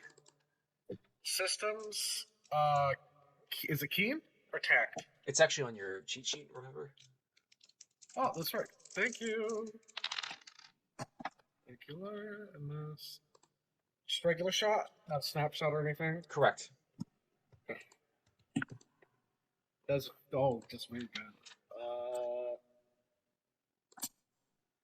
It's 2 successes. I had 2 successes. Would you like to spend a narrative point, or would you like to do the tiebreaker roll? Oh man, tiebreaker roll sounds cool. What do I need for the tiebreaker roll? So the way a tiebreaker roll is very simple. We both roll a d6. Whoever has the lowest wins. If we get a tie, we keep rolling until there's a victor. And what happens in a tiebreaker roll is the other person gets 1 success. Okay. Or you can use the narrative point just to apply 1 success of damage. We have 4 we have 3 narrative points right now. Is that correct? Yeah, you have 5 actually. 5. Oh, and then don't forget, you do base damage 3. The enemy half track only has 3 health. Yeah, I guess okay if I use one of the 5. Seems like a good plan to me. Just get out one of these vehicles with autocannons immediately. Yeah, I'm gonna use a narrative point. Very well then. Philippe, you see a TGM just rocket across the battlefield, right into the crew compartment of this half track. It goes up in flames, and as you see the gunner stumble out atop of it with half melted clothes. A good start to the day. Kill the fuckers. Next pull. Let me remove of APC1 from contention. Very well then. So, in light of Saul's actions, one of the other APCs moves up and starts laying down suppressive fire.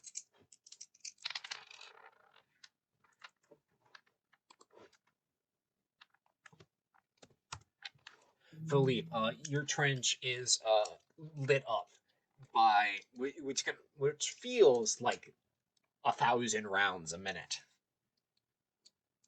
You have to keep your head down along with the rest of your guys. Your next roll is at a -1. Please note that somewhere in your sheet. Understood. They fear the energy Philippe brings to the fight, so they try to suppress it, but unfortunately the eternal will of the Federation Officer Corps cannot be suppressed by bullets alone. Meyer, you see one of the squads, the Zeke squads, come up. As they're coming up along the trench, they're coming towards you. And it looks like they've shot smoke rounds in front of you, and they're running as fast as they can. With bayonets out.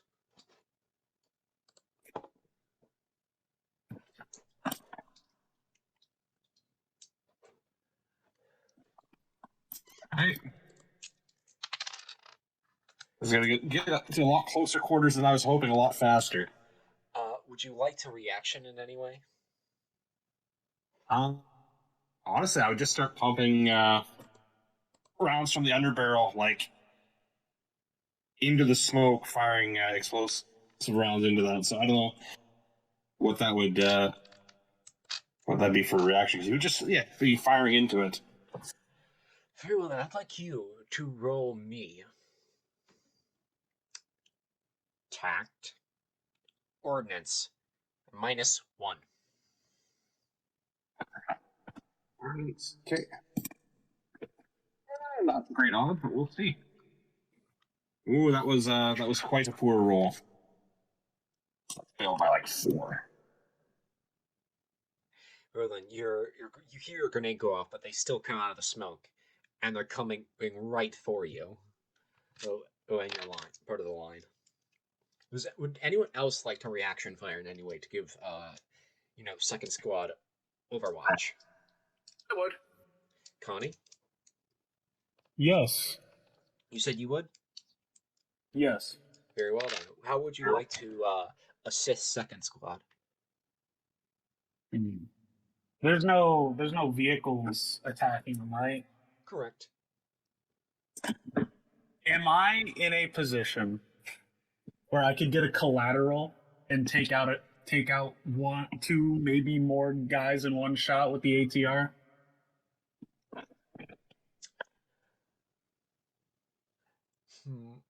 You figure if you looking at them, you like really quickly. You figured like if you shot at one with how closely packed they are, you're bound to hit someone behind them.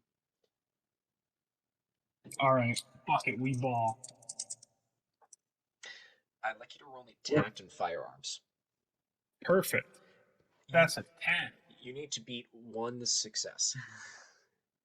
I need to beat 1 success. Well, I got 7, so that is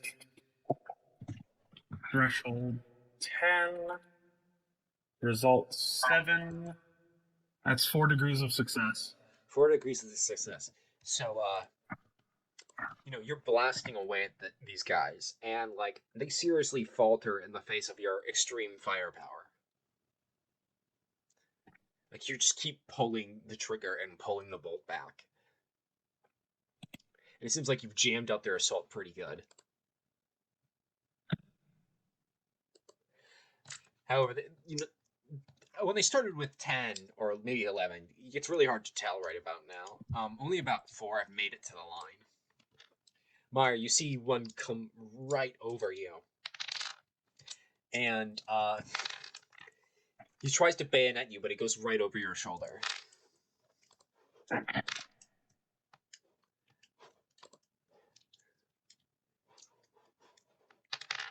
Crazy bastards. Philippe, you see the other squad try to follow suit, and they're beelining right towards you. All right. Is it my poll, or were you just informing me? No, they're charging you. Understood. You have a reaction to use if you'd like. I will order the squad to stand suppressing fire. Since they're charging, reactionary fire, open up. So when you say suppressing fire, are you actually trying to hurt them, or are you trying to do the action from the robot suppressing fire? Philippe's preferred would be to kill them. Okay. But I'm not going to be upset if we miss and they stop charging, essentially. Well, the thing is, by the way, I wrote the rules. You have to choose one or the other. Yeah, I'll choose damage. Okay. But in terms of the in-universe application, he doesn't care if it's suppressive fire or if it hits. In terms of the intent of the action, I want it to be damage. Got it. I'd like you to roll me tact and firearms. With whatever negative modifier you I had have a negative 1 at the moment. Yeah, So and that would be a 6. I'd like to tell you this. So every single 2 successes you get on that is a point of MS damage against soft targets like, Okay. the squad. How many negative points do we have? You have 4 currently. Okay, I'm going to spend 1 for a +2 to negate that penalty and bring up my threshold To a to plus 8. Yeah, +1. And I'm going to roll. All right, thank God I did that, because that is 5 for 4 successes. 4 successes. As Philippe just kind of blows on his whistle to alert the guys to get up and fire. Would you like to spend a narrative point? Because that's 2 damage, because that's 4 successes. But when you turn it into 5, that's 3 damage. Yeah, I'll spend a narrative point for that if no one is upset with that. Do it. I don't feel like getting overrun. Philippe gets taken prisoner of war. Awkward day when you all have to do a rescue mission. Very well then. You just like you light these assholes up.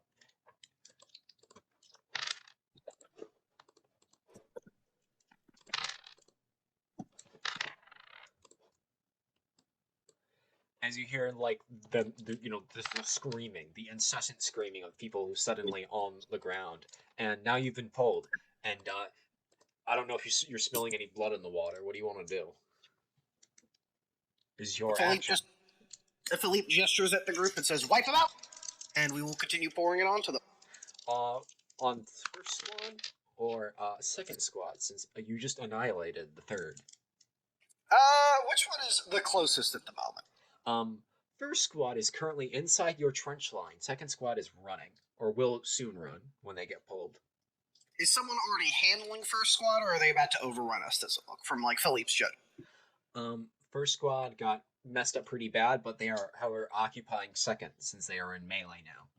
Okay, Philippe will fix a bayonet on his rifle and lead his squad into a bayonet charge into the flank of the squad that is on second.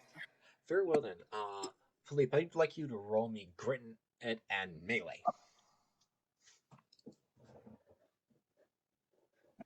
At I'll think a +1.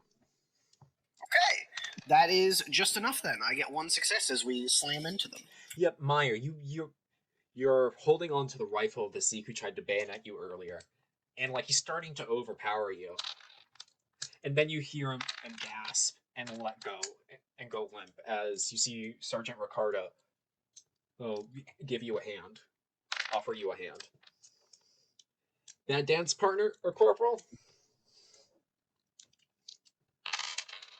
It's all left feet. I'll like take Ricardo's hand and get to my own feet and start scanning for targets. I guess. I mean, I can bayonet people, but goddamn, the Federation issued me a gun, and that's what I plan to use. It's a good day whenever Philippe gets to do a bayonet charge. So you see the lunchbox rock up to the scene and start trying to suppress the third APC. Okay. How's it doing? That is 1 success. It is a -1 now. It's just pouring on as much firepower as it possibly can. Then you see Rekua like follow tracks on the same target.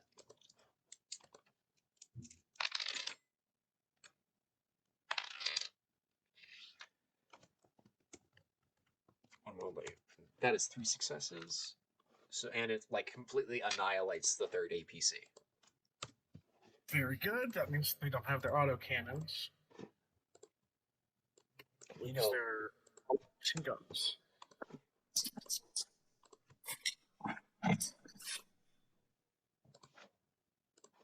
Okay. Defense so far doing all right. Then the second NPC starts opening up on third squad, and they are like thoroughly suppressed right now.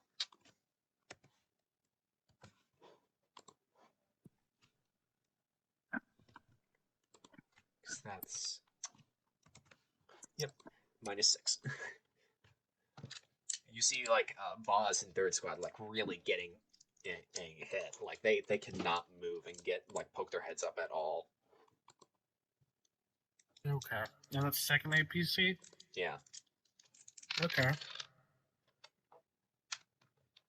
And like then the Fempotal Mickey also rocks up and like is firing and trying to keep this Zeke charge suppressed upon the other parts of the line with supporting second and third platoon.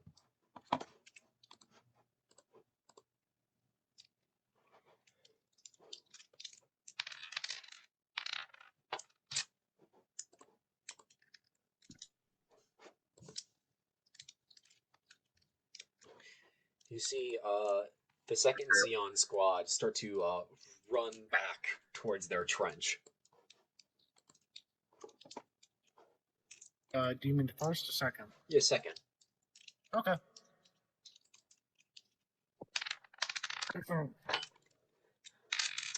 Philippe, it looks like it's growing great. Fantastic, even. You just like completely thwarted their attack. Naturally. I want to spend a narrative.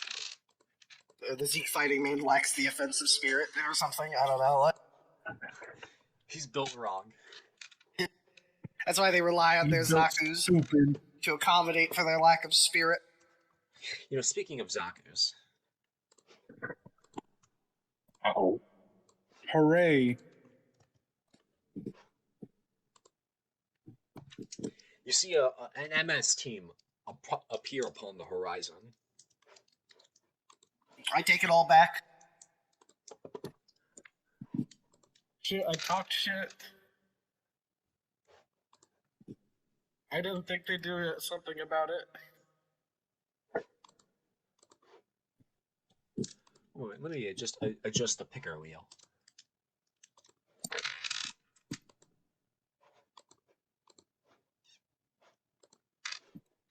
Oh, that's quite a few Zakus.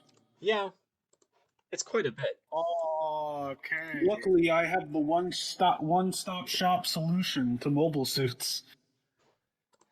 What's that? First Zaku. Steal them. It's an anti-material rifle. Oh man, that would be great for a tank. I don't know about a Zaku. Yeah, I've never actually been able to shoot this thing against a mobile suit, so we'll see how it works. Hmm.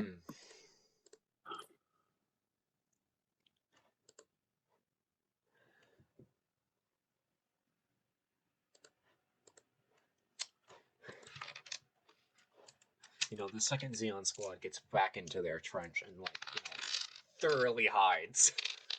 As I was saying, they lack the fighting spirit. Philippe, you hear on your radio, it's very tinged, and it says, it's Sergeant Mickey, sir, what should we do? Are these 4 MSs only attacking our position of the line? Correct. Oh, that's unfortunate. I see they're using deep infiltration tactics. The lieutenant will, yeah, I know, right? We just have to be the ones who are about to get penetrated, of course. Philippe will respond very quickly and say, lay anti-MS fire on them. I'm going to radio the captain and ask for orders. And then I will switch the radio over to the captain's channel and report that we are under attack by 4 MSs and ask for an update to our orders. Yep, as you see across the field that there's an additional MS team attacking your part of the line. Oh, so we're getting hit by 2 MS teams? Yes. Oh, Okay. Interesting. How far are our fallback positions? Like, just on a scale of 1 to 10? Since you have the APCs, you can get to them. They're about, the second. So you have this specific trench line. Then you have another trench line about 800 meters behind you. Okay. And I understand if this is too much information for me to get right now from this, like, kind of side poll, so to speak, but does it look like our other positions are retracting? You know, they're holding up pretty fine until the Zaku showed up. Would you like to spend a narrative point, Philippe, to initiative break? Do I get a response from the captain? Because that's going to decide whether or not I initiative break. The captain said has all parts of the line are experience heavy attack. Okay. Then I am not going... You know what? I am going to initiative break because I'm going to do the thing where I try to set the initiative order as a lead. Very well, then. You're back down to 2 narrative points. What do you want to do? Okay. Philippe is going to order the anti-MS teams to essentially basically ripple fire and just focus one Zaku at a time with the ripple fire. So basically the first anti-MS guy will fire. If it takes down the Zaku, the second one will fire on a different target. If it doesn't take down the Zaku, the second one fires. rather than a full send type scenario, because we're not in an ambush. They know we're here, so there's no reason to send everything at once aside from trying to overwhelm. But that's not really how it works in the system anyways, so I'm a little less fritzed about it, so to speak. But what I want to do is I want to establish that ripple volley order by making a leadership check to allow a certain amount of players to go after me uninterrupted. Yep. So this is known as a team action maneuver. How it works is Exactly. extremely simple. You are currently within short range of most of your team, and pretty much all of it. The only people there's some APCs out of position. However, you could totally do this. I just need you to make a Keenan leadership test. Okay. If you succeed, everyone gets to go who you've selected. Could I make the argument for charm, since Philippe is more so trying to convince his people not to run away, as their first instinct probably is from facing Zaku? You know, that's a good argument. You may use charm instead. Thank you very much, sir. All right. This is an important roll. Before you roll it, would you like a narrative point to make sure you get No. this? Or do you feel like I got 6 successes. 6 successes? As Meyer, you hear on the radio to open up with the wyverns. Yes.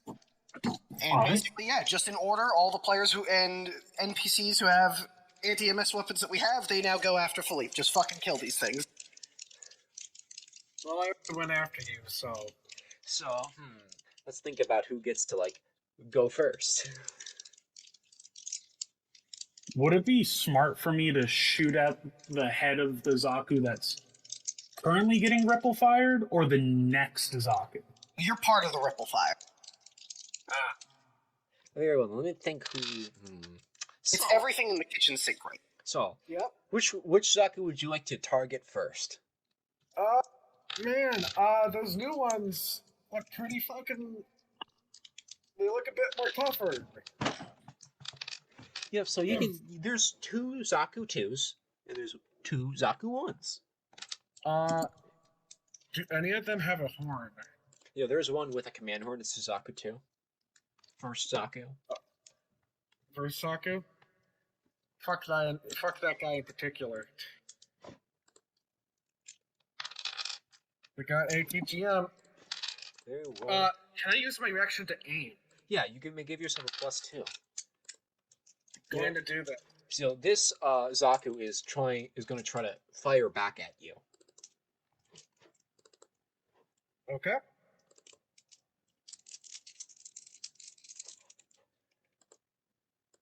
I need a 9 on my roll. That's a 13. What did you get? Hey guys, can I use a fucking reroll? Sure. Yes, Yeah. please. How many Please narrative points fucking send do we? go. How many narrative points do we have right now? 1. 1. You have 1 remaining. All right. Well, that's. I can't roll worse than what I did unless I roll fucking boxcars. I did roll boxcars. You did roll boxcars? I know. No, I didn't. No, I didn't. How many successes God. did you get? At a -1, because Nimble won. At a -1. Yeah, -1, but you did reaction, so it's +2. So it's a +1. So I have 1 success. Hey, it hits. 1 Hey, success. that's a pretty chunky hit though. Still.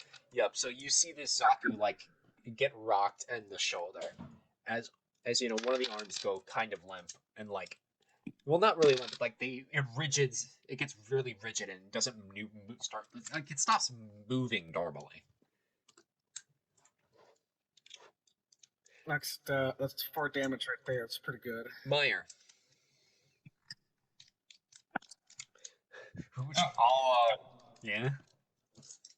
Try and dump one of these Wyvern ATGMs into the same target. You also have your TONE subscribed with Wyvern ATGM man. Yeah, I know. What do you want him to do? We both shoot at this thing at the same time. I want this thing dead. Very well. Jesus Then. Christ. I'd like you to roll Well, attack killed by- and ordnance. Remember the ripple fire? coordinates. Okay. There's no such thing as overkill. Just open fire and reload.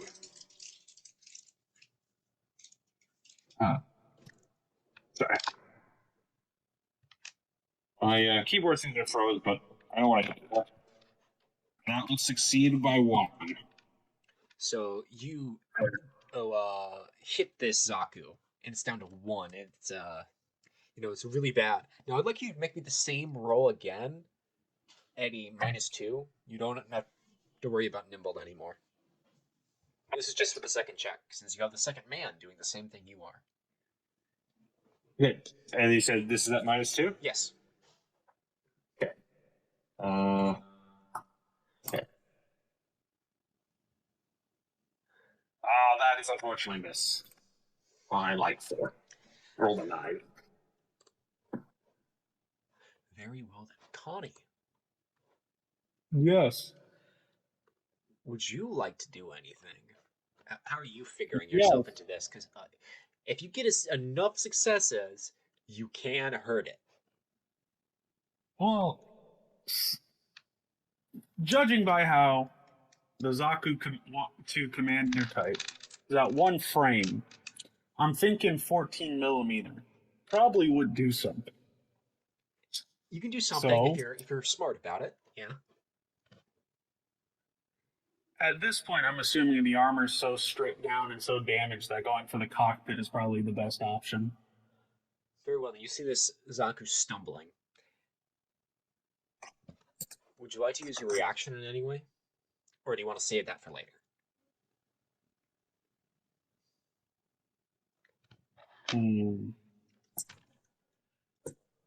Because you're hurting I them mean, it now. hasn't been. You have the initiative, but they do have very big guns. It is true. And he's not dead yet, so he can still engage us. And then there's his 3 buddies. Probably. That is true. But it's not like one single man breaking the ripple fire order will do any, especially for an ATR. Oh no, that's not what I mean. So, you're allowed to use your reaction fire instead of having a defensive ability to like roll and not get hit. What you're allowed to do is you're allowed to add your reaction onto an attack roll as a +2. That's called taking aim.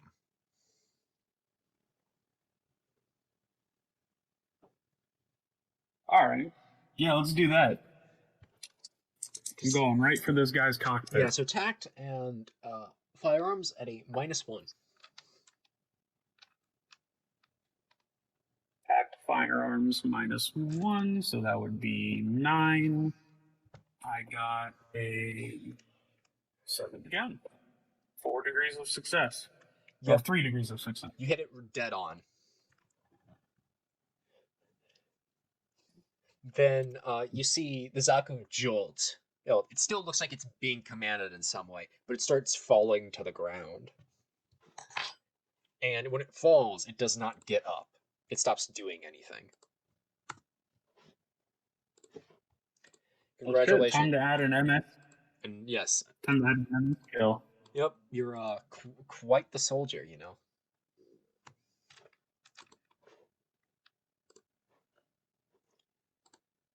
Yippee.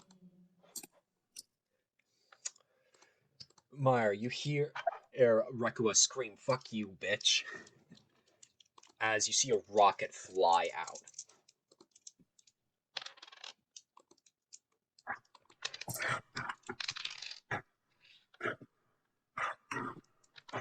And you see the Zaku she fires at completely like sidestep. Oh, That's cheating. oh no.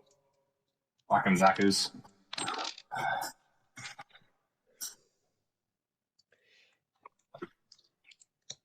Yeah, and you see from third squad, likewise the same happen.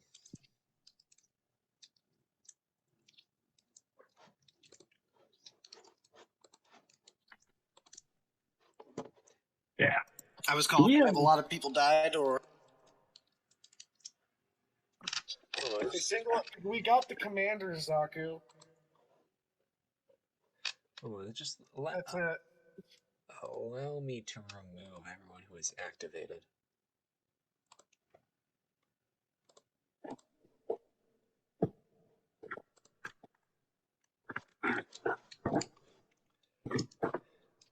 The third Zaku points to your position, Meyer. Right next to Rekua. And then brings up the machine gun.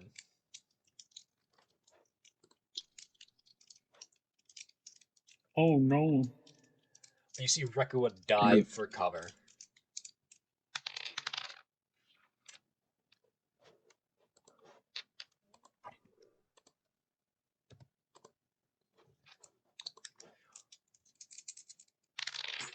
Oh shit. As the rounds around you keep you feel like your entire your bones are like coming off of the rest of your body. You're shaking that hard. It's like the end of the world. As a full burst of 120 millimeter round just falls right around you. Am I close to this as well? Yeah, it's it does not feel great. Oh dear lord. Good God. I'm gonna spend a narrative point. Hey, Connie. Oh no! Oh no! You know, Oh no! you're so disoriented, you fall down and you hit your head on something. You're now concussed. Like, you're extremely disorientated. Oh god.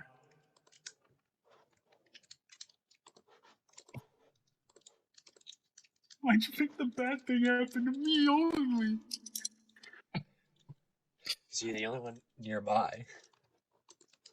Fair enough. At least I'm not knocked out.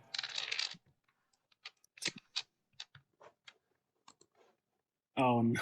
So Connie gets up, makes sure everything's still attached to his body, grips his or balls his hands into fists to make sure he can still feel everything. And he tries to basically claw his way back up to the lip of the trench into his rifle. And then, as you're crawling back up, you see a different Zaku also taking aim at your position.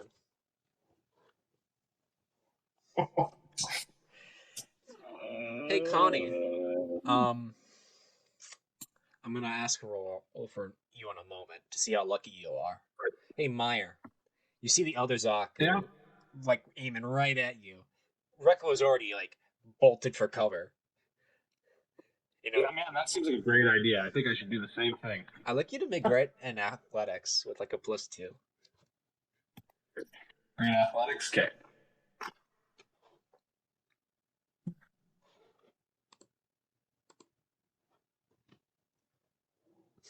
Oh, there we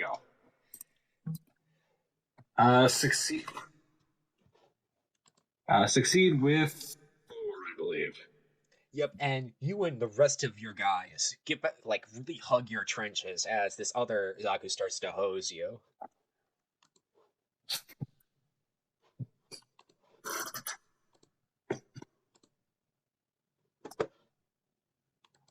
Just kiss that dirt. I'm gonna just delete the infantry element because they are no longer relevant to this fight, and it slows things down. The fourth Zaku, Philippe, looks to you now and opens up.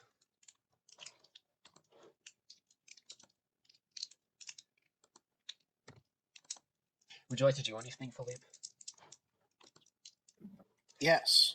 Your squad does have an organic ATGM assigned to it, or you can dive for cover. It's a Zaku 1 shooting at you. As my reaction, I would like to fire the artillery flare in its direction while ducking into cover. You don't have an artillery flare. You have an ATO on standby. I do also have a flare for signaling, though. I specifically have that in my inventory. Ah, very well then. You fire your signal flare. And what effect did you want specifically? I'm I'm honestly not so familiar with the callouts for that, so whichever one puts as much explosive ordnance in that general direction as possible. Okay, then you shoot your flare gun. It's a light blue. Oh. Philippe, I'd like you to roll me ordnance and tact. Excellent. Would you like to use any narrative points? I would not, but thank you. I want to save those for the others. I know Eventually, if it feels like important. If this feels pretty important. All right, I got 4 successes. 4 successes versus the enemy's 3. Oh, Jesus. Philippe, you hear something that is akin to the second coming, like the greatest thing since sliced bread. You hear the sound of jet engines Oh, yes. roaring above into the sky.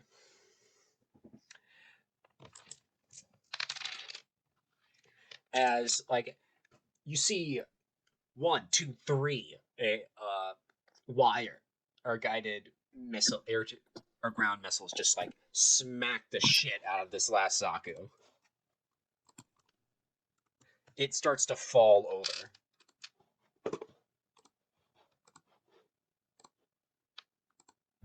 Oh,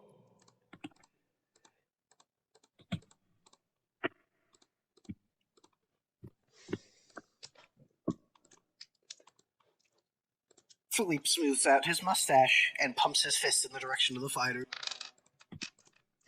Once again, it's the black fly mantha from last time. Bro, I love this guy. what a dude. You hear from your trench. I got Corporal Eve say, "I gotta buy that guy a beer." We all owe him a beer, I think, Corporal. By the way, I guess we know how the Black Manta got his fucking. How Lido got his fucking mobile suit. Fucking future Philippe was like, here you go, Ace. He's earning his legend right now. Exactly. The legend come back to life. Connie, you see from your part of the trench, one of the Zaku's has grab their falling commander and start to pull him back. Firing as they go. Can I take an aimed shot at that Zaku's hand that's holding the machine gun? It's not shooting at you. It's shooting at third squad. Their trenches are holding up super well. Yeah, but that's still rapidly incoming 120 millimeter shells. Are you learning true? I would like that to stop coming towards my guys. If he wants to get his commander out, if he's still alive or not, that's fine by me. But I don't want him shooting at my guys in the process. Okay, then would you like to use a narrative point then? It's an initiative break. Do we even have a narrative point left? You have 2. All right. I'd like to take a call from a friend. What do you guys think?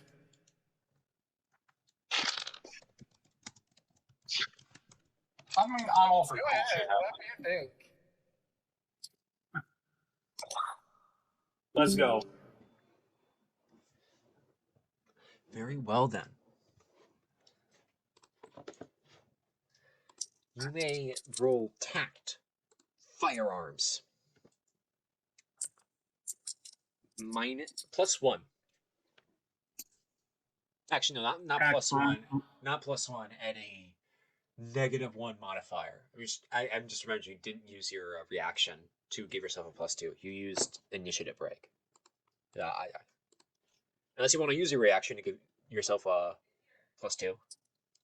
Nah, I'm confident. The heart of the dice. Almost. That's a 5. So 5 degrees of success. You line up the shot, you fire, you hit right into the drum mag. It explodes. Oh, it's leaving the gun, most of the gun fine, but utterly useless in this very moment.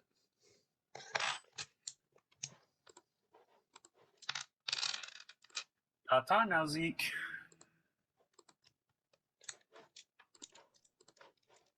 I'm going to spend a narrative point.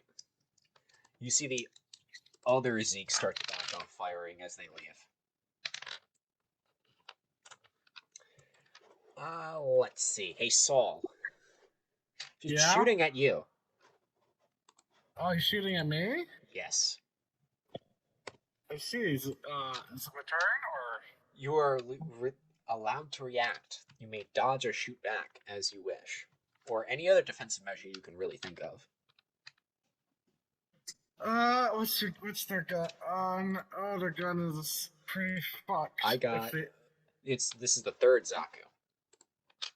So it's the Zaku one. Yeah, and it got 4 successes, which is 8 damage in total before you do anything.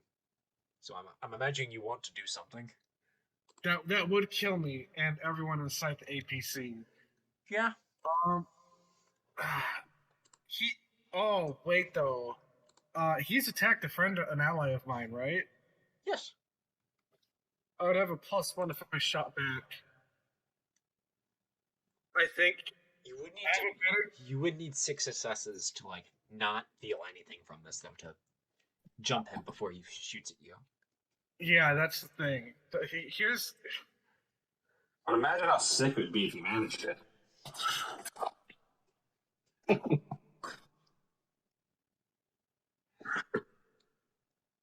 Oh fuck! This is not great.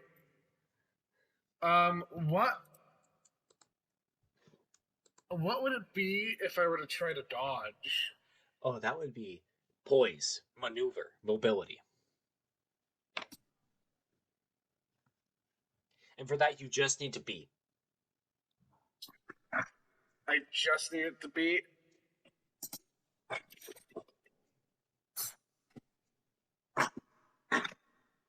They're retreating, right? Yes, correct. You know what? I Saul at this point.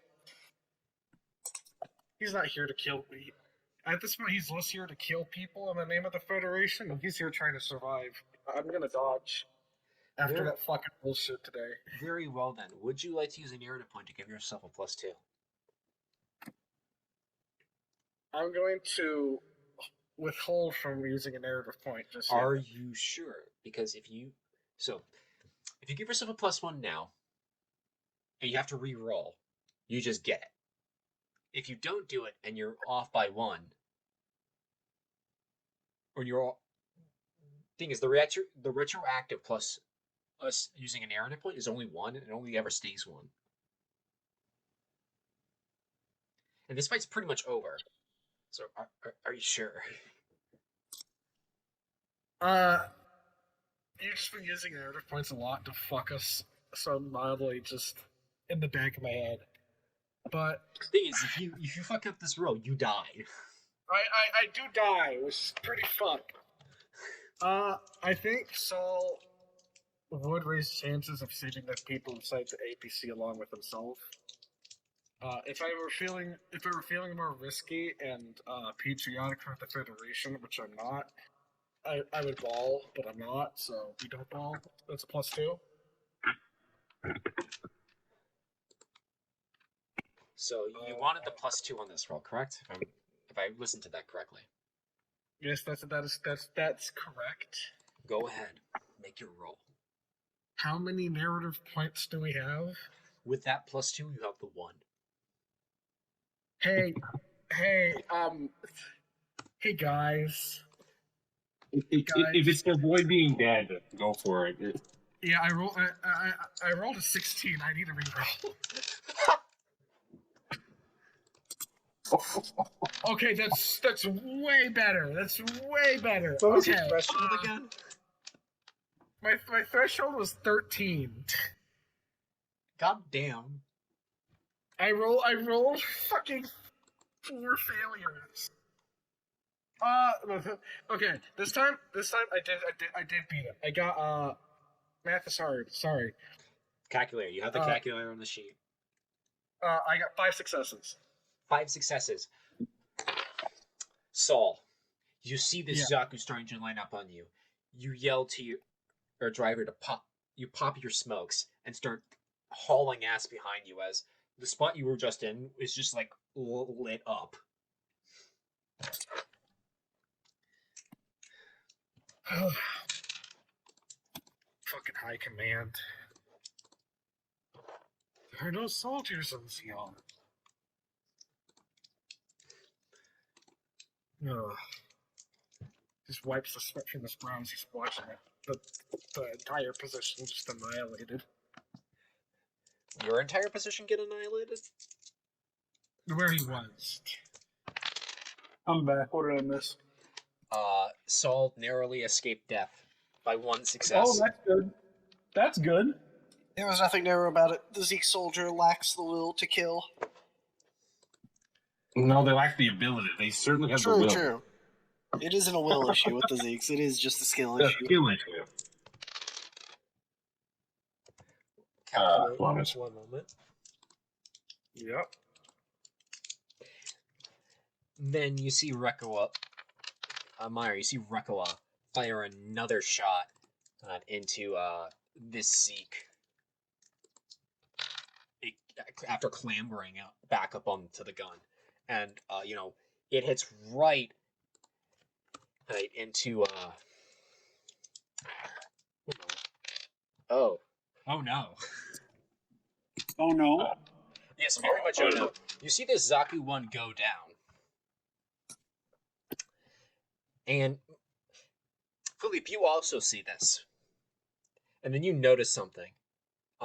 It starts to go bright a little bit.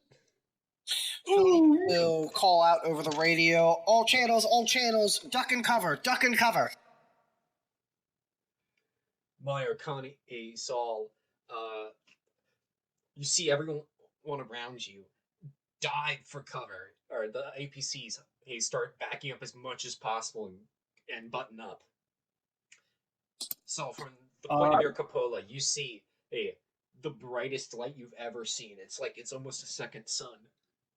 As this other Zaku goes critical, and there's a massive explosion across the field.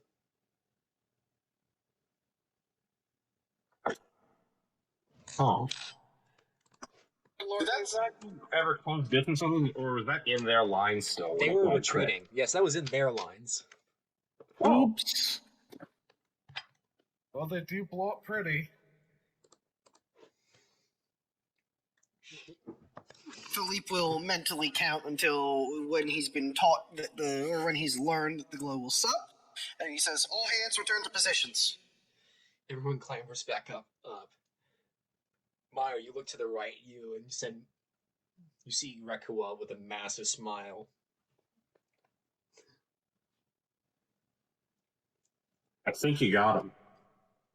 I don't know. I think I might need another. Kill number 3! She raises her hands in like celebration. How are the Zeke lines looking from Philippe's the view of Philippe's? There is a massive crater where the trenches opposite of you were. And has that affected the Zeke offensive in other areas? The guns have gone silent. Everyone seems at the very least awed. Well, it's tempting to go trench raiding, but I think we'll rest for a bit. I was really afraid you were going to suggest a counterattack. Hey, I was thinking about it. I was contemplating.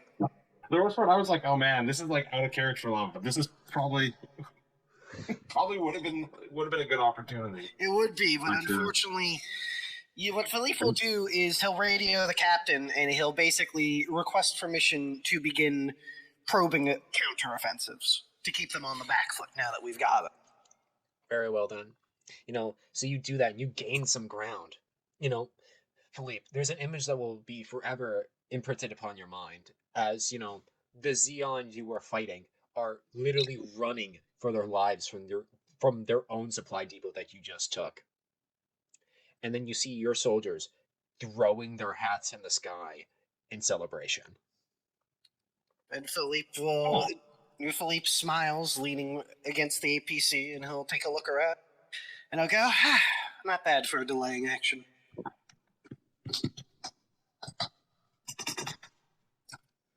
I'd like everyone to take 1 mind damage, please. And then to roll a combat fatigue grit check. And if you fail the check, you take D3 damage. Philippe, please share with us your results, or roll first. All right, I rolled a 1d6, and I rolled a 3 under my grit of 7. No, it's a grit athletics check, so... Oh, sorry, 2d6. Yes. So in that case, I rolled... Okay. So on my fatigue grit is 7. I rolled a 6. You succeed, so you just take the 1 mind damage for just being here. Saul, Yes. I would like you to do the same. Grit athletics. I rolled a 7 that matches my 7. So I you succeed. Corporal Meyer, I rolled a 5 and I needed a 7, so I succeed. Meyer is remarkably mentally sturdy in this game. Connie, how about you? I needed to hit a 6, and I got a 10. Oh, poor Connie. Holy shit. Connie, this has to be one of the most exhausting days of your entire life. Please take D3 mind damage. Alrighty. Philippe's having the time of his life, 3. Uh-oh. 3 damage? Yep, so now I went from 6 to 3. 3 mind health. I'll get back to you, Connie, in just a moment. I'm going to spend a narrative point, actually. Hey, Saul, Yeah. I'd like you to roll me a combat fatigue empathy check, which is keen and your empathy. It's also on your cheat sheet. Okay. I'm going to spend another narrative point. Give yourself a +1. +1. Then I would have. I rolled a 7 out of 10. That is 4 successes. 4 successes. You know, the jubilation is starting to wear off, Saul. I don't know how you even felt about this bit of combat. But, you know, as you're walking around in the Zeon line, especially where the crater is, you can't help but feel disturbed. And, you know, feel moved. And, like, horrified at what just happened. Take D3 mind health. You might have. Okay. Yeah, no, these people were much as soldiers as we were. You know, They had families. if things had gone a little bit different, that Zaka would have been on your side of the line when it went down. Yeah. Alright, I take 2 mind health. And you're at what currently? I'm currently down to 4 out of 7. Could be worse, but it's not the worst. It's not the worst you could be, so small mercies, I guess. You still have some padding. Oh, Director God. Yes? How much of their coolant can we steal from their half-tracks? Oh, you're gonna, like, be topped up for at least another month. Awesome. So, It's a scum scavenger squad. Get to it. Oh, Sealy. Second knows their job. You also have all of their water. We are taking the shit out of that. Like, Philippe's going to organize water teams to bring that back as quickly as possible. Saul does not report because he's kind of thinking about it really is hitting him now that these men and women from space they all just died in a moment, and they probably were being lied. They're either following lies similar to other people here or some other weird point of pride. And he just kind of thinks about the possibility of still being there that the woman he loves might end up being recruited into all of this. Philippe claps Saul on the shoulder and goes, "Great work today, Lieutenant."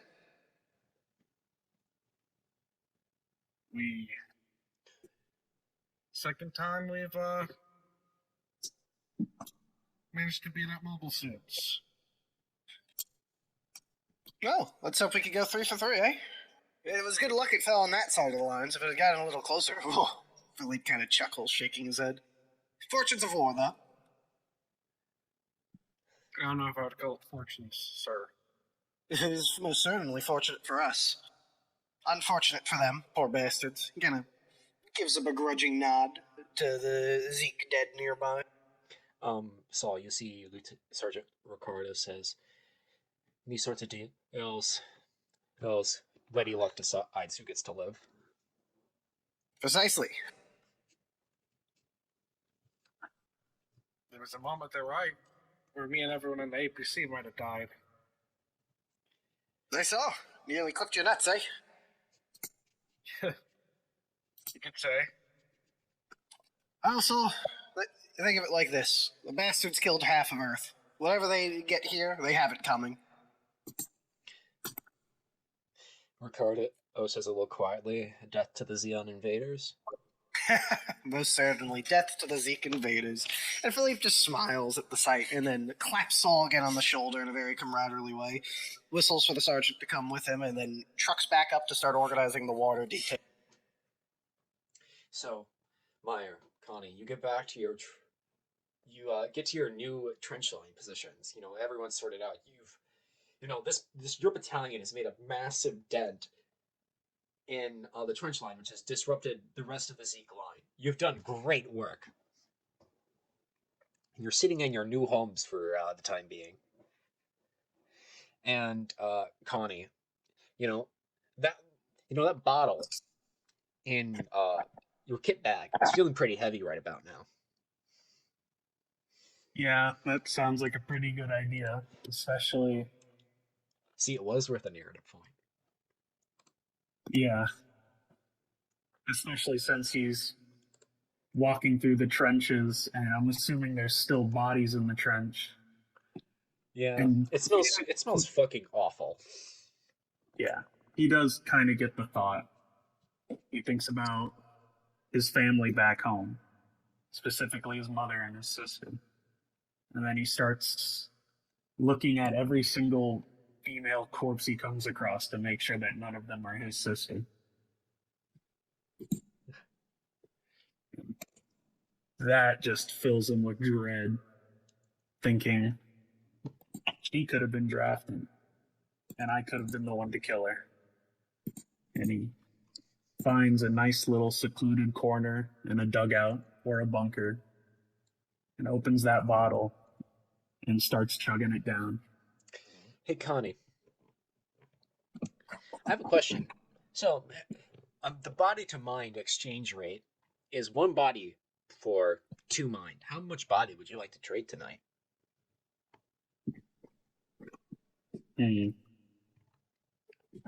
Let's go 2 body for 4 mind.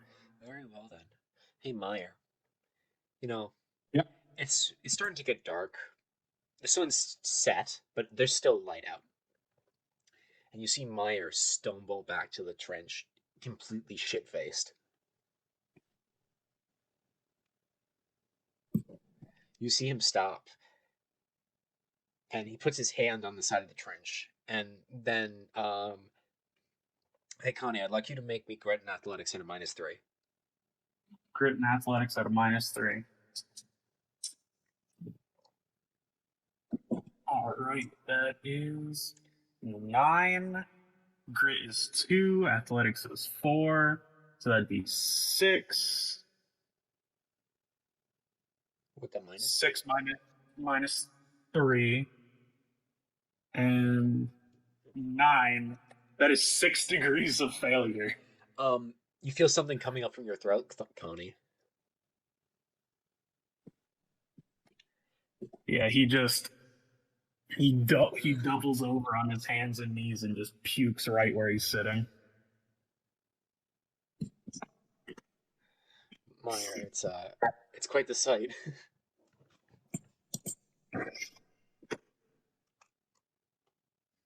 Meyer will grab one of the canteens we liberated from the Zeeks and take it over to Connie. Is it like very clearly a Xeon canteen? Don't mind. Yes. He's very hesitant.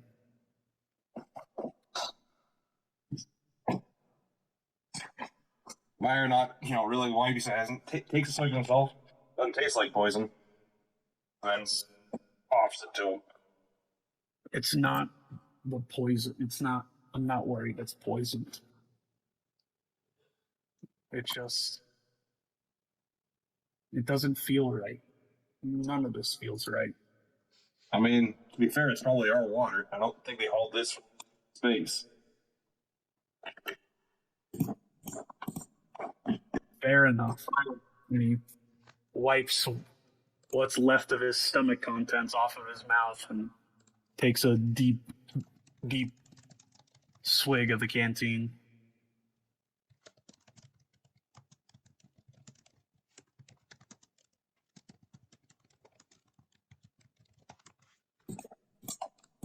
Any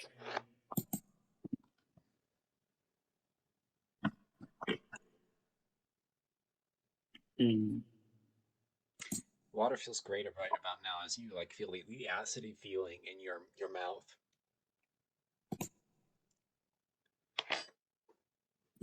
Meyer, from the comment from Connie's comment about it's not about the canteen doesn't feel right. What do you think about that, Meyer? Meyer's too practical minded to worry too much about that. The sunlight's fading. He's going to reach into his kit bag and grab his NVGs because he has some acquisitions to go and make before the this position gets picked over too much. He's gonna go find himself a space Luger or whatever the hell Z-can guns are called.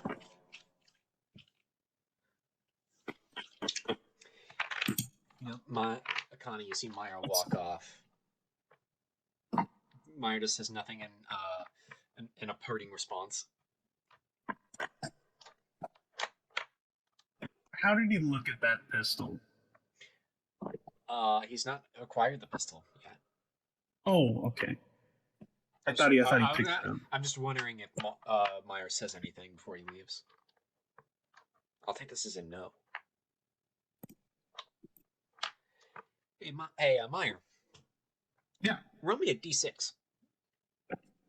Let's see how lucky you are. I rolled a 1. Hey, Philippe. You're walking around your new position, making sure everything's ready.